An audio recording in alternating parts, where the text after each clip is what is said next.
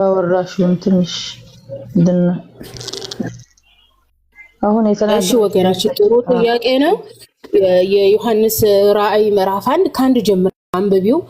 እግዚአብሔር መልአኩን ይልካል፣ መልአኩ ኢየሱስ ደግሞ መልአኩን ይልካል። ይሄ ተላላኪዎች ናቸው። አራት ማንነት ነው ያለው እዛ ጋር። ኢየሱስ አለ፣ እግዚአብሔር አለ በመጀመሪያ፣ ከዛ ኢየሱስ አለ፣ ከዛ መልአኩ አለ፣ ከዛ ዮሐንስ አለ። የራእይን መጽሐፉን እንትኑን በደንብ ማወቅ አለብሽ። ኢየሱስ ይልካል ነው የሚለውና ኢየሱስ እንደሚልክ ይነግራልና እግዚአብሔር ነው። እግዚአብሔር ሰጠው፣ እግዚአብሔር ሰጠው፣ እግዚአብሔር ላክ ብሎ ሰጠው። እግዚአብሔር ነው ሰጠው ላክ ብሎ የሚለው ላክ ብሎ እግዚአብሔር ነው የሰጠው። እግዚአብሔር ካዘዘውስ እግዚአብሔር ካዘዘው ይታለ እንደዛ የሚለው እግዚአብሔር ነው ያዘዘው። መልአክ ዮሐንስ ባሪያው እንደሆነ ይነግራል። ኢየሱስ ክርስቶስ ባሪያው እንደሆነ ዮሐንስ ይናገራል። አንብቢልንና ምዕራፍ 1 ቁጥር 1 አንብቢልን። ችግር የለውም። ለባርነትማ የዳዊትን ባሮች አሉ፣ የዳዊትን ባሮች አሉ። ባርነት አገልጋይ ነው። አገልጋይነቱን ምንድነው ነው? የነብይ አገልጋይ፣ የንጉስ አገልጋይ፣ የሰው አገልጋይ፣ የአምላክ አገልጋይ። አንቺ የአላህ ባሪያ ነሽ ወይስ የመሐመድ? ኢየሱስም የእግዚአብሔር ባሪያ ነው። እኔ የአላህ ባሪያ ነኝ፣ የማንም ሰው ባሪያ አይደለሁም። መሐመድ የአላህ ባሪያ ናቸው እንደው ያለህ ሰላቱ ወሰለም። ዮሐንስ ራእይ 1 እዚህ ጋር ግልጽ ይሁን፣ እዚህ ጋር ግልጽ ይሆንልሽ፣ እዚህ ጋር ግልጽ ይሆንልሽ። እኛ ሙስሊሞች የማንም ሰው ባሪያ አይደለንም። ነብዩ መሐመድ አለይሂ ሰላቱ ወሰለም ሰው ናቸው፣ እሳቸው የአላህ ባሪያ ናቸው፣ እኛም የአላህ ባሪያ ነን። ኦኬ። መጽሐፍ ቅዱስ እያንዳንዱ ነገር በአውዱ ነው የሚፈታው። ራሱ ክርስቶስ የእግዚአብሔር ባሪያ ነው፣ የእግዚአብሔር ብላቴና ነው። ብላቴና የሚለው እንግሊዘኛው መጽሐፍ ላይ እንትን አሜሪካ ስታንዳርድ ቨርዥን እና ኪንግ ጄምስ ቨርዥን ሲታይ ሰርቫንት ነው የሚለው የሐዋርያ ስራ። የሐዋርያ ስራ ግን ብላቴና ብሎ አምጥቶታል። ሰርቫንት ብሎ ማለት አገልጋይ ማለት ነው። ለምሳሌ ማርያም በሉቃስ ወንጌል ላይ እነሆ የጌታ አገልጋይ ብላለች፣ ራሷን የጌታ ባሪያ ብላለች። ማርያም ራሷን የጌታ ባሪያ ብላለች። ኦኬ። ማርያም ራሷን የጌታ ባሪያ ስትል ባሪያ የሚለው በእንግሊዝ በአሜሪካ የባይብል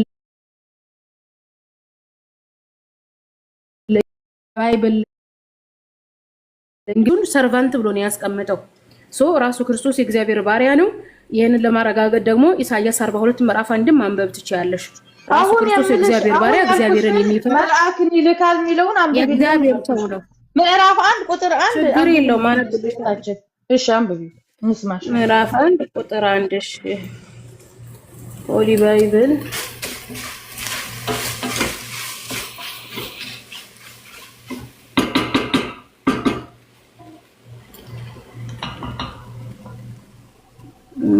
ራእይ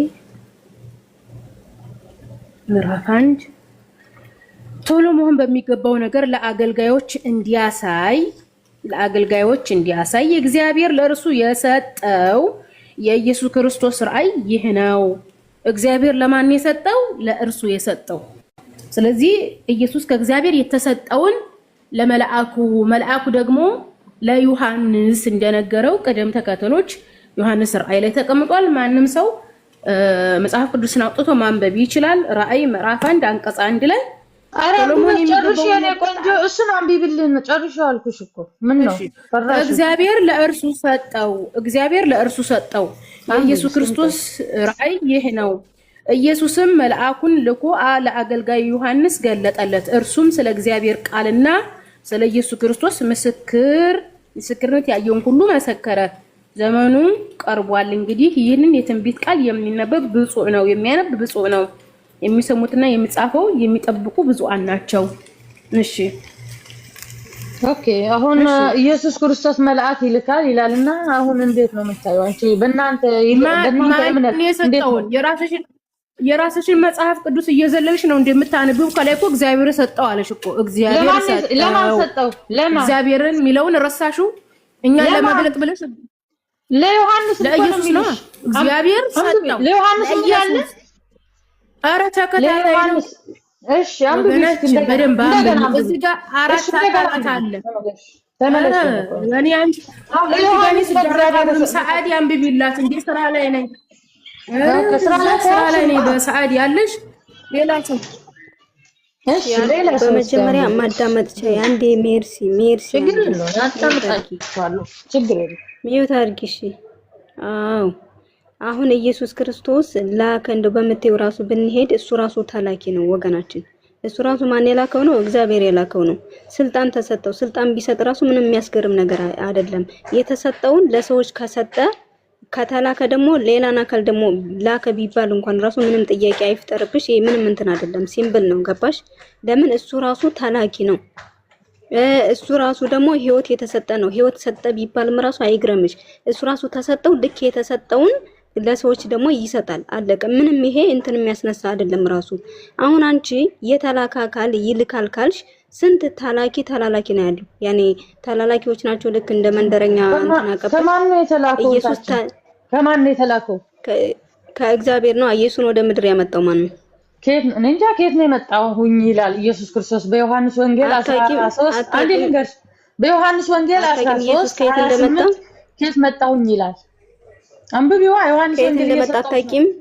እየሰጠሁሽ ነው እኮ መጽሐፍ ቅዱስ ልንገርሽ ከየት እንደመጣ በመጽሐፍ ቅዱስ እኮ ከየት እንደመጣ አላውቅም አልሽ እኮ እኔ ልንገርሽ። አላልኩም ላይ ከማህፀን መጣ። አንዴ አዳምጪ። ዮሐንስ ወንጌል እኔ እየሰጠሁሽ እኮ ነው ከመጣው ኢየሱስ ክርስቶስ ከመጣበት። አንቺ እኮ ከየት ነው የመጣው አላውቅም አልሽ ወገና። አላውቅም አላልኩሽም፣ እየሰጠሁሽ ነው ማስረጃ ከየት እንደመጣ። አልፈለግሽም ማወቅ አልፈለግሽም? ዮሐንስ ወንጌል ምዕራፍ 16 ቁጥር 28 ምን ይላል? ከአባቴ መጥቼ ወደ ምድር መጣሁኝ፣ ምድርም ትቼ ወደ አባቴ እንሄዳለሁ አለ። እንዴት ብሎ ነው ከአባቴ የመጣው? ጎበዝ አባቱ ምኑ ነው? አባቱ የባህር አባቱ ነው። እግዚአብሔር አብ ቃሉ ነው። ኢየሱስ ክርስቶስ ቃሉ የእግዚአብሔር አብ ነው። ተረጋጊ። አባቱ አምላኩ ነው አይደለም? እሱም አምላኩ ነው። አምላክ ይለዋል። አባቱ ራሱ ለሱ አምላክ ይለዋል። ቴንክ ዩ። ሁለቱም አምላክ። ስለዚህ እግዚአብሔር ከየት ነው የመጣው? ከአምላኩ ዘንድ አይደል? አው እሱ ጋር እያለ ከአምላኩ ጋር እያለ አምላክ ነበር ይላል ዮሐንስ ወንጌል ምዕራፍ 1። ስለዚህ ከአምላኩ ዘንድ ከመጣ ወደ ምድር የላከው አምላክ ነው አይደለም ወገናችን? አባቱ ነው የላከው። አባቱ እሱም አምላክ ነው። እሱም አምላክ ነው ይላል። ስለዚህ አባቱ አንድ ያዳምጪ። አባቱ አምላኩ ነው አይደል እንዴ? እሱም አምላኩ ነው ለአባቱ አልኩሽ እኮ። ሴትዮ ጤነኛ አይደለችም። ዳረ በፈጠረሽ አዳምጪ። ኢየሱስ አባት የተባለው የኢየሱስ አባት አምላኩ ነው አይደለ? አምላኩ አባቱ ነው፣ አባቱ ደግሞ አምላኩ ነው። ስለዚህ አምላኩ ልኮት ወደ ምድር መጣ እኮ ይላል። ለአምላኩ ደግሞ ልጁ አምላኩ ነው አልኩሽ። ጎበዝ። ለአባቱ አሁን ደግሞ ሁለቱም አምላክ ናቸው። እሺ ቆይ አንዴ ወደዛ እንሄዳለን፣ ችግር የለውም። አሁን አምነሻል። ስለዚህ አምላክ ልኮት ኢየሱስ ወደ ምድር መጣ። ኢየሱስ ደግሞ ላኪ ከሆነ ሌላን አካል ከላከ ስንት አካላቶች ናቸው እዚህ ጋር እየተላላኩ ያሉት? አው ይልካሉ። ላኪው አምላክ ነው። ላኪው አምላክ ነው። ተላኪው አምላክ ነው። አዳምጪ ሜርሲ፣ አንዴ አዳምጪ። ላኪው አንድ በይ፣ ተላኪው ደግሞ ኢየሱስ ከዛ አምላክ ነው ብለሻል። 2 በይ። ኢየሱስ ደግሞ ይልካል፣ የሚላከውም አምላክ ነው። 3 በይ። ስንት ተላላኪ አምላክ ነው ያለው? ልንገርሽ፣ ችግር የለውም አይዞሽ፣ ላስረዳሽ ነው። እኛ በሶስት አካል እግዚአብሔርን በሶስት አካል ለራስሽ አይዞሽ፣ አስረጅኝ። ስንት አምላክ ነው ያለው? እሺ፣ አንድ አምላክ በሶስት አካል፣ አንድ አምላክ በውስጥ የእግዚአብሔር አካል እስትንፋስና ቃል የእግዚአብሔር አካል ነው። እጅ እግር ምናምን ሳይሆን እስትንፋስና ቃል ብቻ ነው ያለው እግዚአብሔር አካል። እኔ እና አንቺ አካላት ብዙ አለን። እግር አለን፣ እጅ አለን፣ አፍንጫ አለን፣ ሁሉም አለን። እግዚአብሔር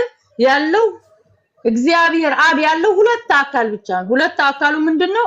እስትንፋሱና ቃሉ። እስትንፋሱ ቃሉ ራሱ እግዚአብሔር አብ ደግሞ አንዴ እሺ፣ ምንድነው እግዚአብሔር አዳምጪ።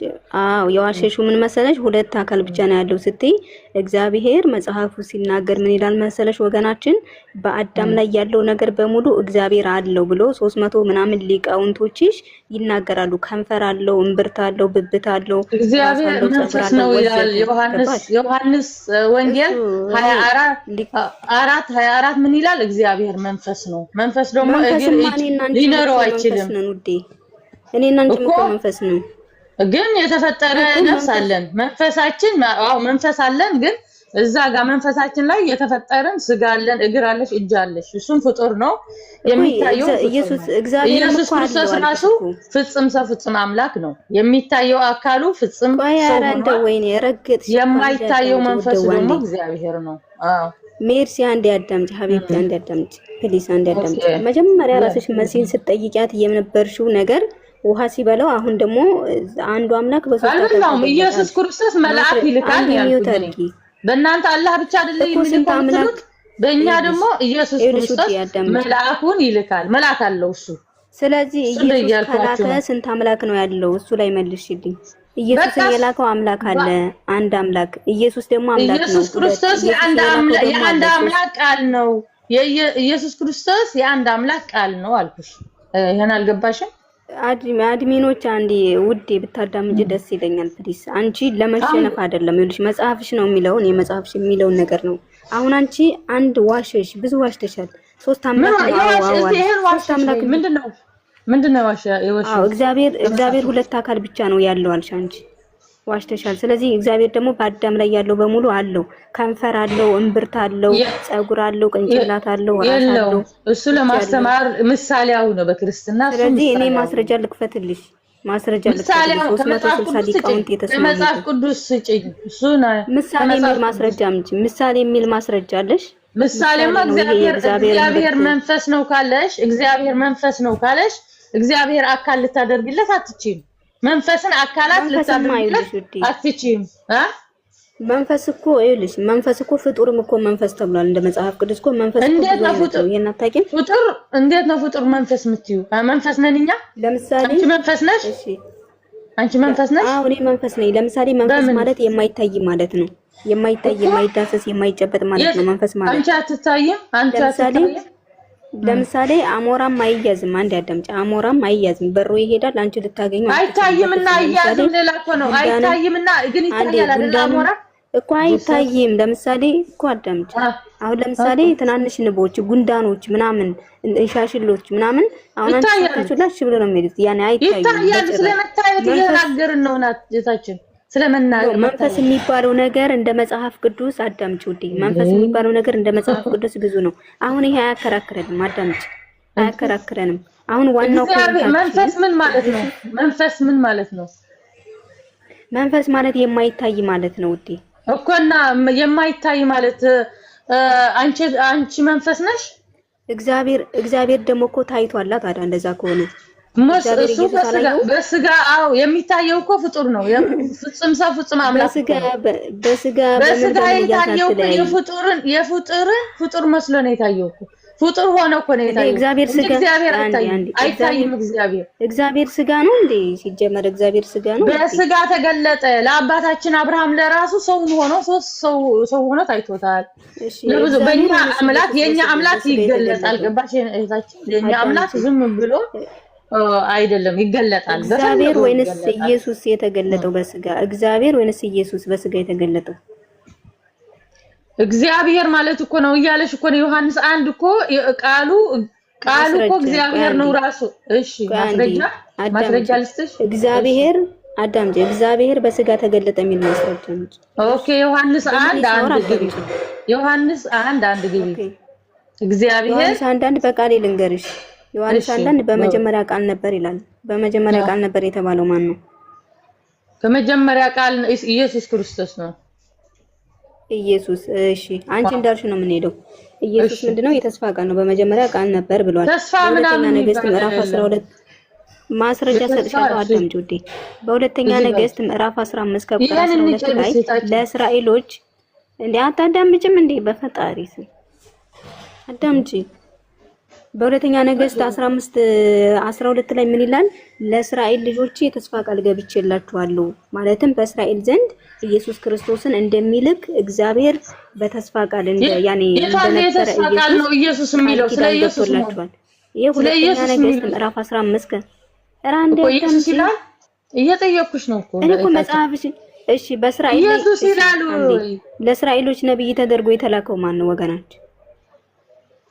እኔ ያልኩሽ ያለሁት ባነበብሽው ኢየሱስ ክርስቶስ የተስፋ ቃል ነው የሚለውን እንዴት ነው የፈታሽው? አዎ ይላል። ይኸውልሽ እንደ ተስፋው ቃል ይላል እኮ ሴት እና የተስፋው ቃል ነው ስጋ በ11 ምዕራፍ 1 ቁጥር 14 ስጋ ሆነ ቃሉም ስጋ ሆነ የሚለው የተስፋ ቃሉ ነው ስጋ ሆነ። አዎ እንሄዳለን። እዛ ጋር ደግሞ ፍጻሜው ነው የሚያሳየው ኢየሱስ ክርስቶስ።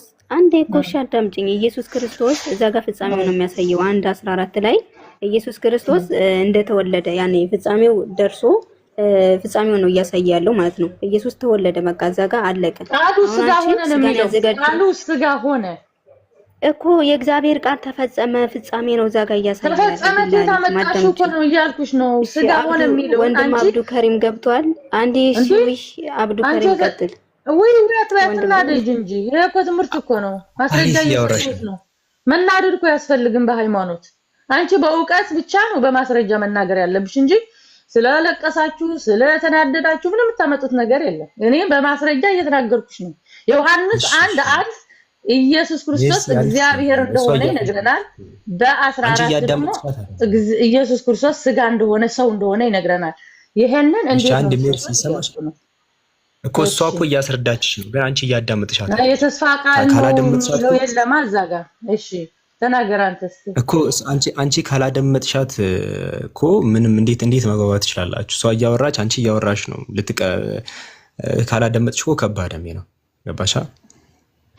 አሁን አደምጣለሁና አንተ አስረዳኝ። በዮሐንስ 1:14 ያለውን አስረዳኝ። ምን ማለት ነው?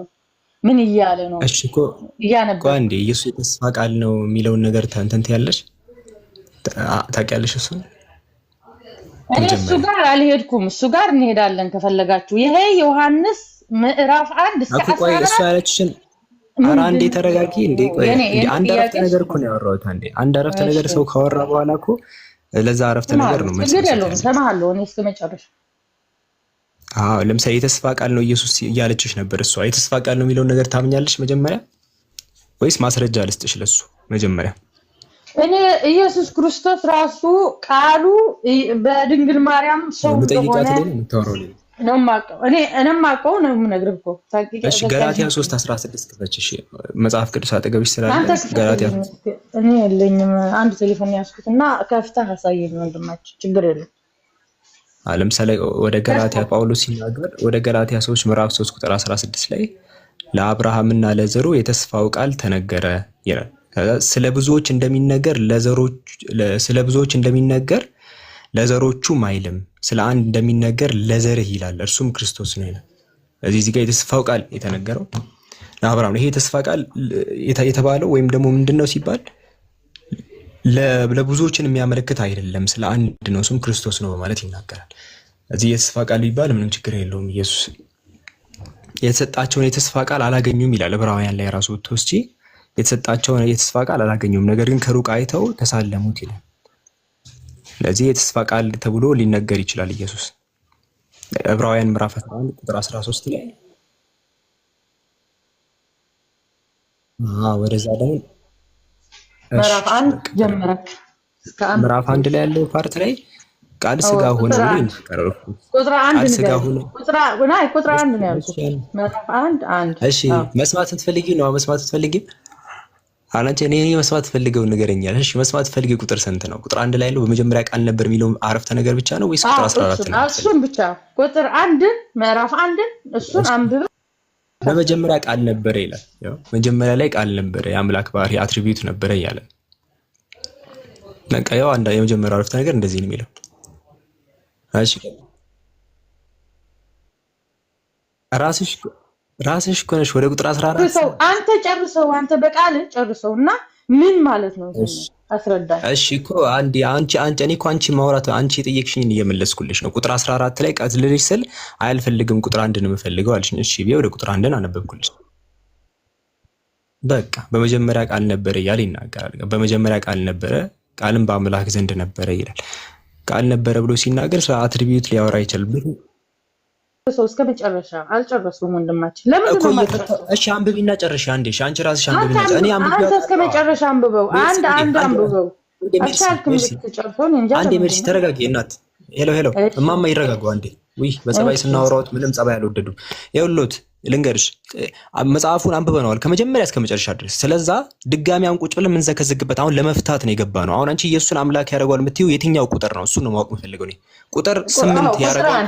ቁጥር 8 ቁጥር በቃ በመጀመሪያ ቃል ነበር፣ ቃልም በእግዚአብሔር ዘንድ ነበር፣ ቃልም እግዚአብሔር ነበር። ኢየሱስ የሚል ነገር የለም እዚህ ጋር። እሺ የት አለ? ቃል ማን ነው? ቃል ማን ነው? እኛ በክርስትና ቃል ማን ነው? መጽሐፍ ቅዱስ ቃል ማን ይለዋል? ማን ነው ቃል ማለት? የለም ኢየሱስ ቃል አይደለም ሲጀመር። ማን ያለሽ እንደዛ? ኦኬ ቃል አይደለም።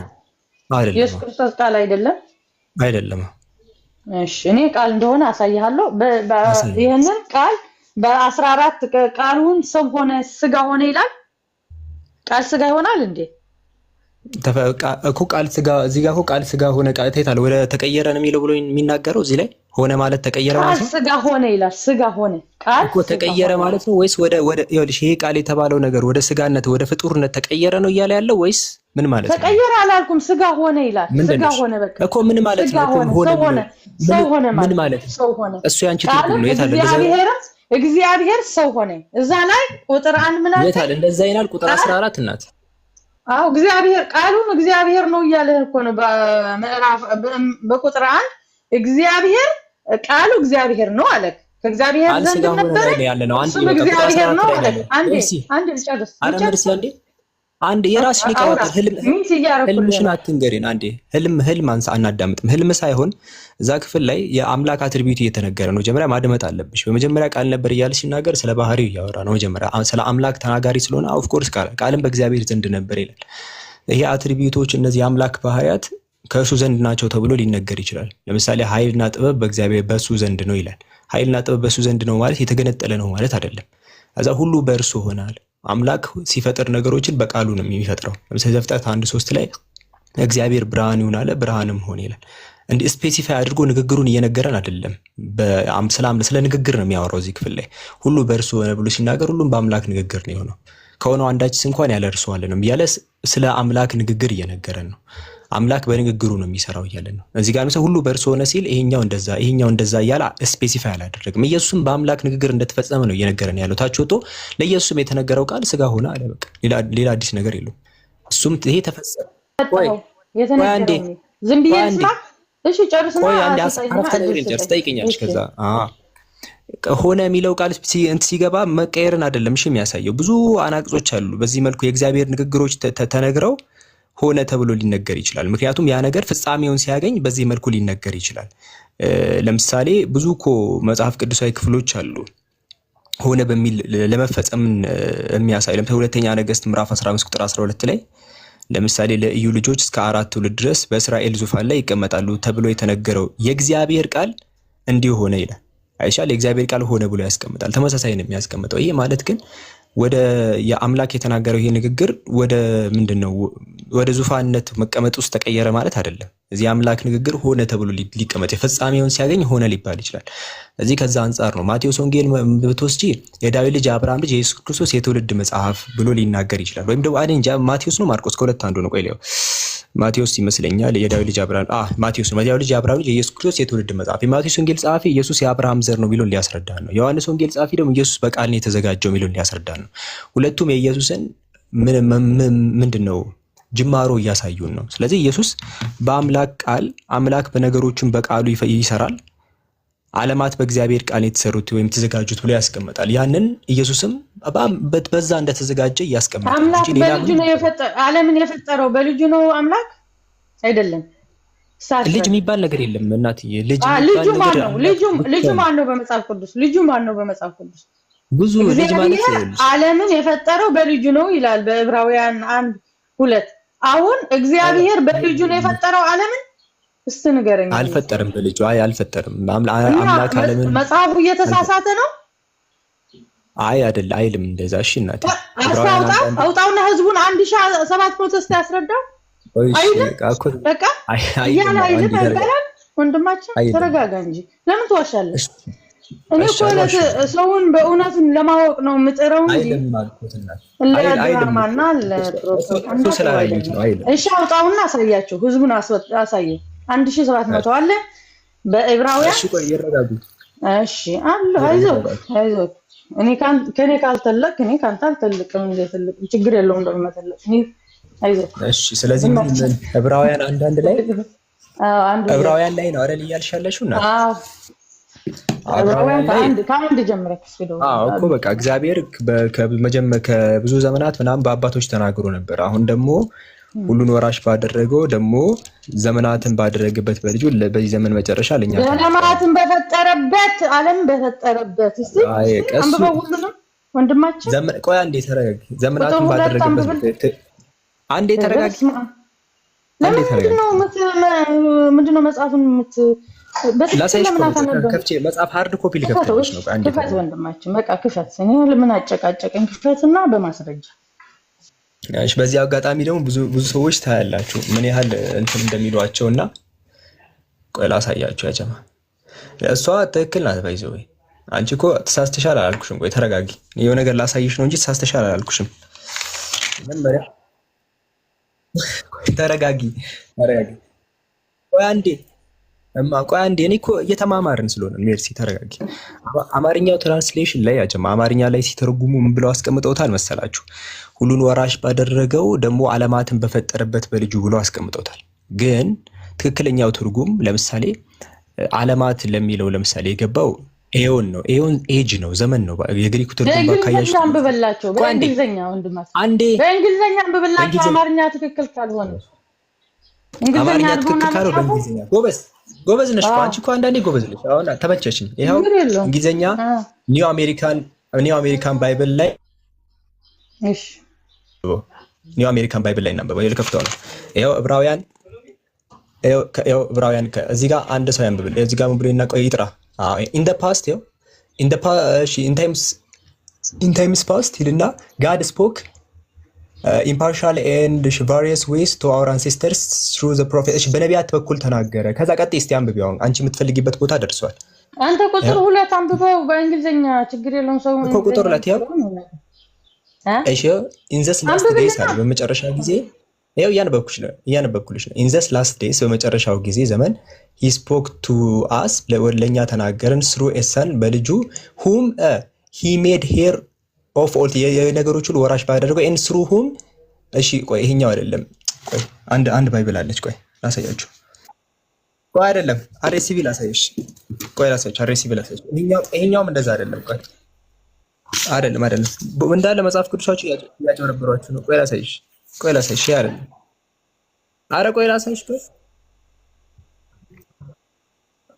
ኧረ ቆይ ላሳይሽ ነው። ተረጋጊ። ቆይ ይሄኛውን አይደለም ይሄኛውን ከፍታለሁ ብዬ ነው። ቆይ እና እማማ ቆይ አንዴ ረጋግጥ። ቆይ ላሳይሽ እንግሊዝኛውንም ለሰው እሺ፣ ይቅርታሽ አነጋገር ይቅርታ። ቆይ አይ ያውኑን ክፍል ሲያስ መጽሐፍ ቅዱሳችሁ መለያየቱ ነው። አንዴ ልክፈትልሽ። ቆይ ኧረ አንዴ ልክፈትልሽ። አንዴ ቆይ ተረጋጊ። ላውጣልሽ አንዴ። ለምን አትረጋጊም? አለሽ እናት። ቆይ ታብሌት ለምን አላመጣው እንዴ? ታብሌት ያለ አይደል እንዴ? ሰላም ታብሌት እያለን ምን አስጨነቀኝ? በቃ አሁን ላሳይሽ። እንደውም የግሪኩን ራሱ ከፍቼ ላሳይሽ። ዕብራውያን 1:2 ቆይ ዕብራውያን 1:2 ወዲህ ዕብራውያን 1:2 አሉ እናት አሉ። እሺ ይቅርታ እናነጋገሪ። እሺ ይኸው ላሳይሽ። እንግሊዝኛው ነው የእናንተ እያጭበረበራችሁ ነው። ብዙ አሁን አጭበርባሪ እንትኖች አለ። ይኸው እሺ አንዴ ሁላችሁም አንብቡ። እሺ ይሄ ለምሳሌ የአንግል ሊትራል ትራንስሌሽን ይኸው በቃ አማርኛው ይኸው አንዴ ወንድማችን። ኧረ በእናትህ መጽሐፉን አምጣና በመጽሐፉ እንነጋገር። ተይ ወንድማችን። እንግሊዝኛው ይሆናልሽም እንዴ እናት? እኔ ህዝባችንን የሀበሻ ህዝብን በጣም ያሳዝነኛል። ኧረ ተይ ይኸው አንዴ ሜርሲ እንግሊዝኛው። እሺ አንዴ የአንግል ሊትራል ትራንስሌሽን ክፈቱልኝ። የአንግል ሊትራል ትራንስሌሽን ክፈልክ አንቺ ጋር ይኸው የአንግል ሊትራል ትራንስሌሽን ቅዱስን ህዝቡን አስረዳው። ምንድነው በልጅ መጽሐፍ ቅዱስ ነው የከፈትኩት ማማ። መጽሐፍ ቅዱስ ነው የከፈትኩት። በአማርኛውን ክፈተውና እንማማር። አሁን እሱ እንግሊዝኛ አላሉ ነበር እንዴ? አሁን እርሶ እኮ የእንግሊዝኛው አይደለም ብለህ ብዙ ታሪክን እያመጣ ነው። አሁን እንግሊዝኛ ነው የከፈትኩት ማማ። እንግሊዝኛ ነው የከፈትኩት። አማርኛው ትከፍተዋለህ አትከፍተውም? ወይም አንተ ድራማ ትክክት ምናምን ከሆነ ችግር የለም ቀጥሉበት። ለትምህርት ከሆነ ህዝቡን የእውነት እንዲያውቅ ከሆነ መጽሐፍ ቅዱስን አውጥተህ እግዚአብሔር በልጁን ዓለምን ፈጠረ የሚለውን አስረዳው። ምንድነው እሱ? እኔ አስረዳኝ ወንድማችን። አንዴ ተቋርጦ ነበር ስልክ ተደውሎልኝ ነበር። ይሰማል? ዓለምን የፈጠረው በምኑ ነው? ስለተጨቃጨቃችሁ ስላለቀሳችሁ ስለውሻችሁ ምንም ይመጣ እኔም ከክርስትና አልወጣም አንተም ከምስልምና ለነሱ ላስረዳቸው። አንዴ ለነሱ ላስረዳቸው። እሺ ሜርሲ አንዴ ለነሱ ላስረዳቸውና ማለት ነው። አንዴ ሜርሲ ይሰማሻል? አንዴ ለነሱ ላስረዳቸውና ከዛ አንቺ ይኸውላችሁ ያ ጀማ ያው ዕብራውያን አንዳንድ ላይ አማርኛ ትራንስሌሽኖች ላይ ሌሎችም ላይ ብትመለከቱ ዓለማትን በፈጠረበት በልጁ ብለው ተርጉመውታል። ይሄ ግን ፍጹም ስህተት ነው። ገባቸው? ፍጹም ስህተት ነው። ለምሳሌ ዓለማት ለሚለው የገባውን ቃል ብትመለከቱ ኤዮን የሚለውን ነው የሚጠቀመው። ኤዮን ዘመን ነው እንጂ ዓለም ማለት አይደለም። ባይዘው ኤዮን ኤጅ ነው። ለምሳሌ ላሳያችሁ የራሳቸውን ይሄ የግሪኩን ላሳያችሁ። ለምሳሌ እዚህ ጋር እንደምትመለከቱት ይሄ ቆይ ላሳያችሁ የታለ ይኸው እዚህ ጋር ይታያቸዋል። እዚያ ተመልከቱ። ኤዮናስ ነው የሚለው ኤዮናስ ብሎ ነው የሚያስቀምጠው። እነሱ ዓለም ብሎ የተረጎሙት ነው። ዓለም ብሎ የተረጎሙት ይታያቸዋል። ግሪኩ ላይ ይታያቸዋል። ኤዮናስ ነው የሚለው። እዚህ ጋር ስንጠቀም ኤዮን የሚለው የግሪክ መሰረተ ቃሉ ኤዮን ነው የሚለው። እዚህ ጋር ተመልከቱ። ትራንስሌሽኑ ምንድን ነው የሚለው? ኤጅ ነው። አይታቸዋል። ኤጅ መሰረታዊ ትርጓሜው ኤጅ ዘመን የሚል ትርጓሜ ነው ያለው።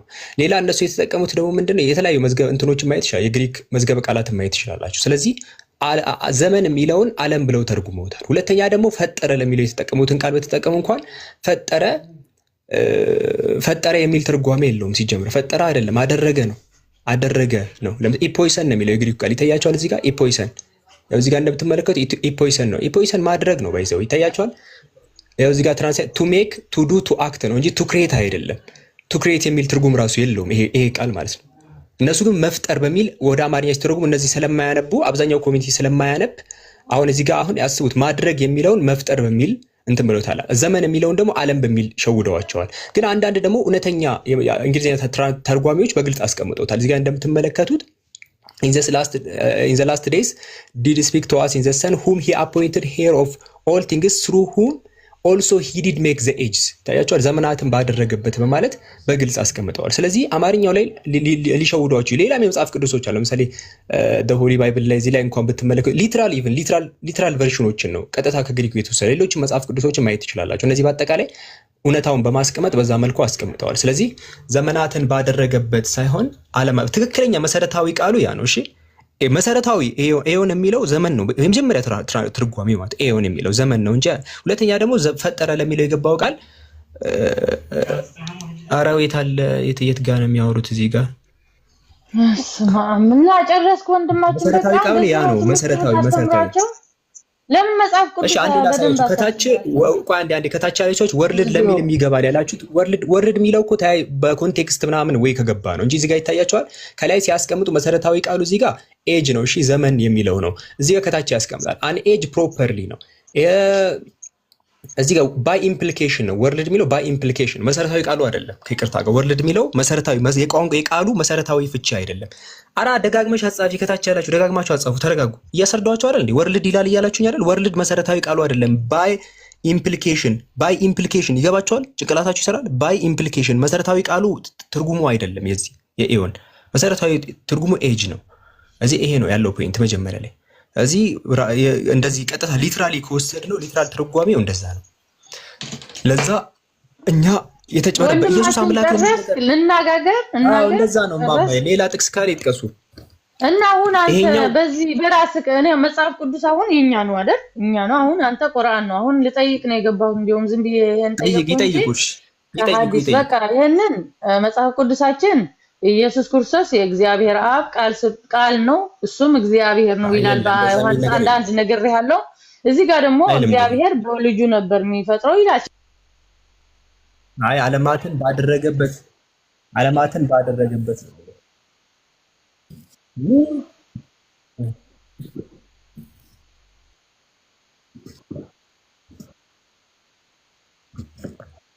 ስለ ኢየሱስ ጨረሱ። ስለ ኢየሱስ ጨረሱ ማለት አዎ። ግን እዚህ ላይ ነው እኔ እዚህ ላይ ሐሳብ ነው። እሺ ማማንት ወይ ማማ ያዳምጡ አንዴ አንዴ ማማ ይሉት ርዕሱን አስሬ ወደ ግራ ወደ ቀኝ አያርጉት። ኢየሱስ ላይ እያወራን ስለሆነ እርሱ ጥቅስ እያመጡ እኛ እየመለስን ነው። አሁን ደግሞ እኛ በተራችን ደግሞ እዚሁ ኢየሱስ ላይ አንዴ ባኩትን አንዴ ያዳምጡን። አንዴሽ አጠገቡን ምን መሰሎት? አሁን ርዕሱ ላይ ኢየሱስ የሚለውን ርዕስ ይዘን እየሄድን ነው። ገባሽ? የፈለጉትን ከዛም ከዚህም ጥቅስ እያመጡ ያንን እያስረዳል። ኢየሱስ ራሴ እኮ ነው የጠየቁት ወንድም፣ ራሴ እኮ ነው። የኔ ጥያቄ ነበርኩ ይሄ ለሐዋርያ ነው የጠየኳት። ይሄንን ምን ይመስልሻል ብዬ እንጂ አንተ እኔ ጥያቄ ፈልጌ ነው የመጣው። ልጠይቅ ልውረድ አልፈለክም። ይሄን መመለስ ለምንድን ነው ውሻ መሐመድ ሊገደል ያዘው? ገብቶኛል። እሺ ኧረ አንዴ እባክዎትን፣ እሺ አንዴ ይረጋጉ። አመሰግናለሁ። አንዴ እባክዎትን። አያመስግኑ፣ ችግር የለውም። አሁን እርሶ የጀመሩት ርዕስ አለ እዚህ ላይ ሌላ ርዕስ አይቀሩልዎት አይደለም። እኔ ደግሞ አንድ ጥያቄ አለኝ በዚሁ ርዕስ ላይ ቢፎር ወደ ሐዲስና ወደ እስልምናው ሳይድ ከመሄዳቸው በፊት ቶታሊ ረስተ ነው ስለምንሄድ ወደዛ ማለት ነው። ለዛ እዚሁ ላይ ተያይዞ እኔ አንድ ልጠይቆት ያሰብኩት የኛውን ስጨርስ ጠይቆታለሁ ብዬ ያሰብኩት ነጥብ አለ። ለዛ ነው አንዴ ልጠይቆት እዚህ ላይ የሐሳቡት ነው የሚናገር። እኔ ጠይቀኝ፣ ችግር የለውም ጠይቀኝ። መጽሐፍ ቅዱስ ጠይቀኝ፣ ደስ ይለኛል አልኩ። ጠይቀኝ። እርሶም እሺ ጳውሎስ ሮሜ 1:8 ላይ አምላኬን በክርስቶስ አመሰግናለሁ ይላል። አምላኬን በክርስቶስ አመሰግናለሁ ይላል። ማንንም ያመልክ ከኢየሱስ ውጭ ሌላ አምላክ አለ እንዴ? አዎ ኢየሱስ ክርስቶስ ፍጹም ሰው ፍጹም አምላክ ነው። ማንን ነው እያመሰገነ ያለው? ማንን ነው እያመሰገነ? አዎ ለኢየሱስ ክርስቶስም ለእግዚአብሔር አብም ያመሰግነዋል። እንደዛ አላለም። እዚህ ጋር አምላኬን በኢየሱስ ክርስቶስ አመሰግናለሁ አለ። አምላኬን በኢየሱስ ነው ማመሰግነው። በኢየሱስ ክርስቶስ። አዎ ኢየሱስ ክርስቶስ አሁን ፍጹም ሰው ፍጹም አምላክ ነው አልኩህ እኮ። ሁለት አካል ያለው እሱ በዛ የሚታየውና አምላኬ ሲለው ደግሞ በመለኮቱ ማለት ነው። መለኮቱ የእግዚአብሔር የኢየሱስ መለኮት። ማን የተመሰገነው?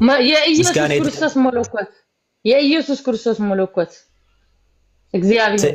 አምላኬ የተባለው እዚህ ጋር ኢየሱስ ነው መለኮቱ። አዎ ለመለኮቱ እና ለስጋው እየተናገረ ነው። ስለዚህ ኢየሱስ እዚህ ጋር ጳውሎስ እያመሰገነ ኢየሱስ አምላክ ነው። ፍጹም ሰው ፍጹም አምላክ ነውና ጥያቄውን ይመልሱልን አንዴ። ጥያቄው ላይ ፎከስ አድርጉ። ጥያቄው ላይ ይኸውልሽ የምጠይቀውን ይመልሱልኝ። እዚህ ጋር አሁን ኢየሱስን በኢየሱስ እያመሰገነ ነው። ሁለት ኢየሱስ ነው ያለው እዚህ ጋር ሁለት ነው ያለው። ኢየሱስ በስጋና በመለኮት። በመለኮትና በስጋ እዚህ ጋር ሁለት ኢየሱስ ነው እየተናገረ ያለው ነው። ኢየሱስ ፍጹም ሰው ፍጹም አምላክ ነው። በአምላክነቱና በሰውነቱ እያወራ ነው። አሁን ተሳስተዋል። ለምሳሌ በቃ አሁን ተሳስተዋል። አይቶ አሁን አላነበብሽም። ሳታነብ ሌላ ጊዜ አታውሪ። አሁን ቁጥር 9 እና 10 ላይ በልጁ ያመሰገነው ለምሳሌ አምላኬን በኢየሱስ አመሰግናለሁ ካለ በኋላ በልጁ ወንጌልን በመንፈስ የማገለግለው እያለ ይናገር። ስለ አብ እያወራ እንደሆነ እዚህ ጋር አውዱ እንደዛ ነው የሚናገረው። አብ እኮ መለኮት ነው እያልኩ አላህ ተገለበጠች። ኢየሱስን በመለኮት ከአብ እኮ ከአብ ጋር አንድ አይደሉም እንዴ? አንድ እኮ ናቸው። አብና ኢየሱስ። እሺ በቃ አቡ ዳውድን ለመሮጥ ከሆነ ስለ አቡ ዳውድ ለምን መሐመድ ውሻዎችን ገደለ? ለምን ውሻዎች ገደለ? ንገረኝ፣ ይሄን አስረዳኝ። ይሄን ለመሮጥ ነው እንደሆነ አውቀዋለሁ። የእናንተ ድራማ በደንብ አውቄያቸዋለሁ። እናን አቢ ዳውድን መመለስ ትችላለህ? ይሄን እኔ መልሼልሃለሁ የምችለው። ከዋሸሁኝ ደግሞ በቃ እሱ ነው የኔ እሱ ነው። አሁን የኔ ጥያቄ ትመልሳለህ አትመልስም? ፈርተህ ከሆነ ችግር የለውም። ፈርቻለሁ። እኔ ሐዋርያን ልጠይቅ ሌላ ልጠይቅ። አንተ ካልቻልክ ታዲያ ራሱ አይቀየርልም። አንዴ ማማ ተረጋጉ፣ ይረጋጉ። አንዴ ከሌላ ጋር አውራ። እኔ ጥያቄን ይሄ ነው፣ ይሄንን መልሱልኝ። አንተ አሁን ብቻ ነው አውራ። ከሌላው ጋር አውራ። ስለዚህ ሚዩት ታረቃ አየር ላይ እንዴት ነው የሚከፍቱት ማይኩን ራሱ? ኧረ አንዴ ቆይ፣ ማይኩን ለመክፈት ራሱ ቆይ፣ ፍጥነትሽ ቆይ፣ አንዴ ተረጋጊ።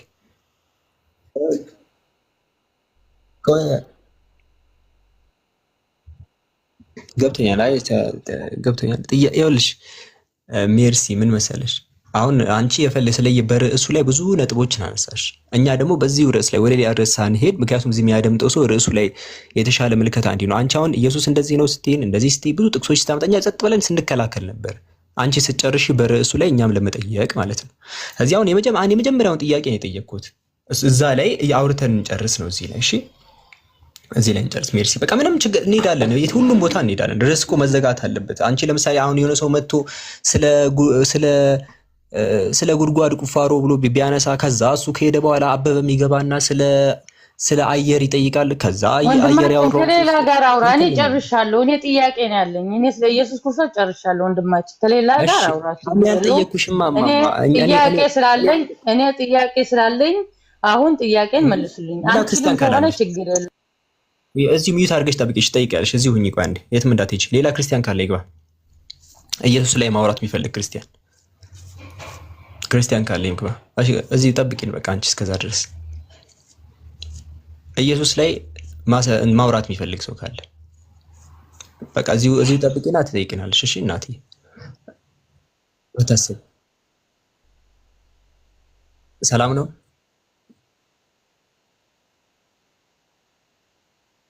ሰላም ነው።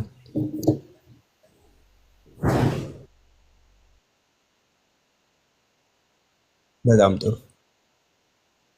ኢየሱስ ላይ እንጠይቅ።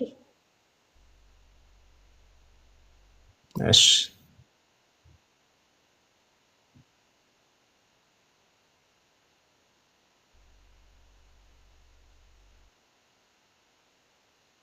አንተ ንገረኝና ከዛ በኋላ እኔ ደግሞ የምጠይቀውን ጥያቄ ብቻ ልሰጠኝ የምፈልገው መልስ አለና ያንን ጥያቄ እነግርካለሁ። አንተ ግን ያው ስለ በሁለቱ መሀል ያለውን ነገር ባጭሩ ንገረኝ እስቲ። በኦርቶዶክስ እና በእስልምና ነው? አዎ እስልምናና ኦርቶዶክስ። እሺ የመጀመሪያው ኦርቶዶክስ የሚባል ሃይማኖት ነቢያት የሰበኩት ሃይማኖት አይደለም። የትኛውም ነቢይ ኦርቶዶክስ ሁኑ ብሎ የማያውቁ ቆይ እሷ አንዴ ሜርሲ እባክሽን ትጠይቃለች። ተረጋጊው ጠብቁ። እሷ ጥሩ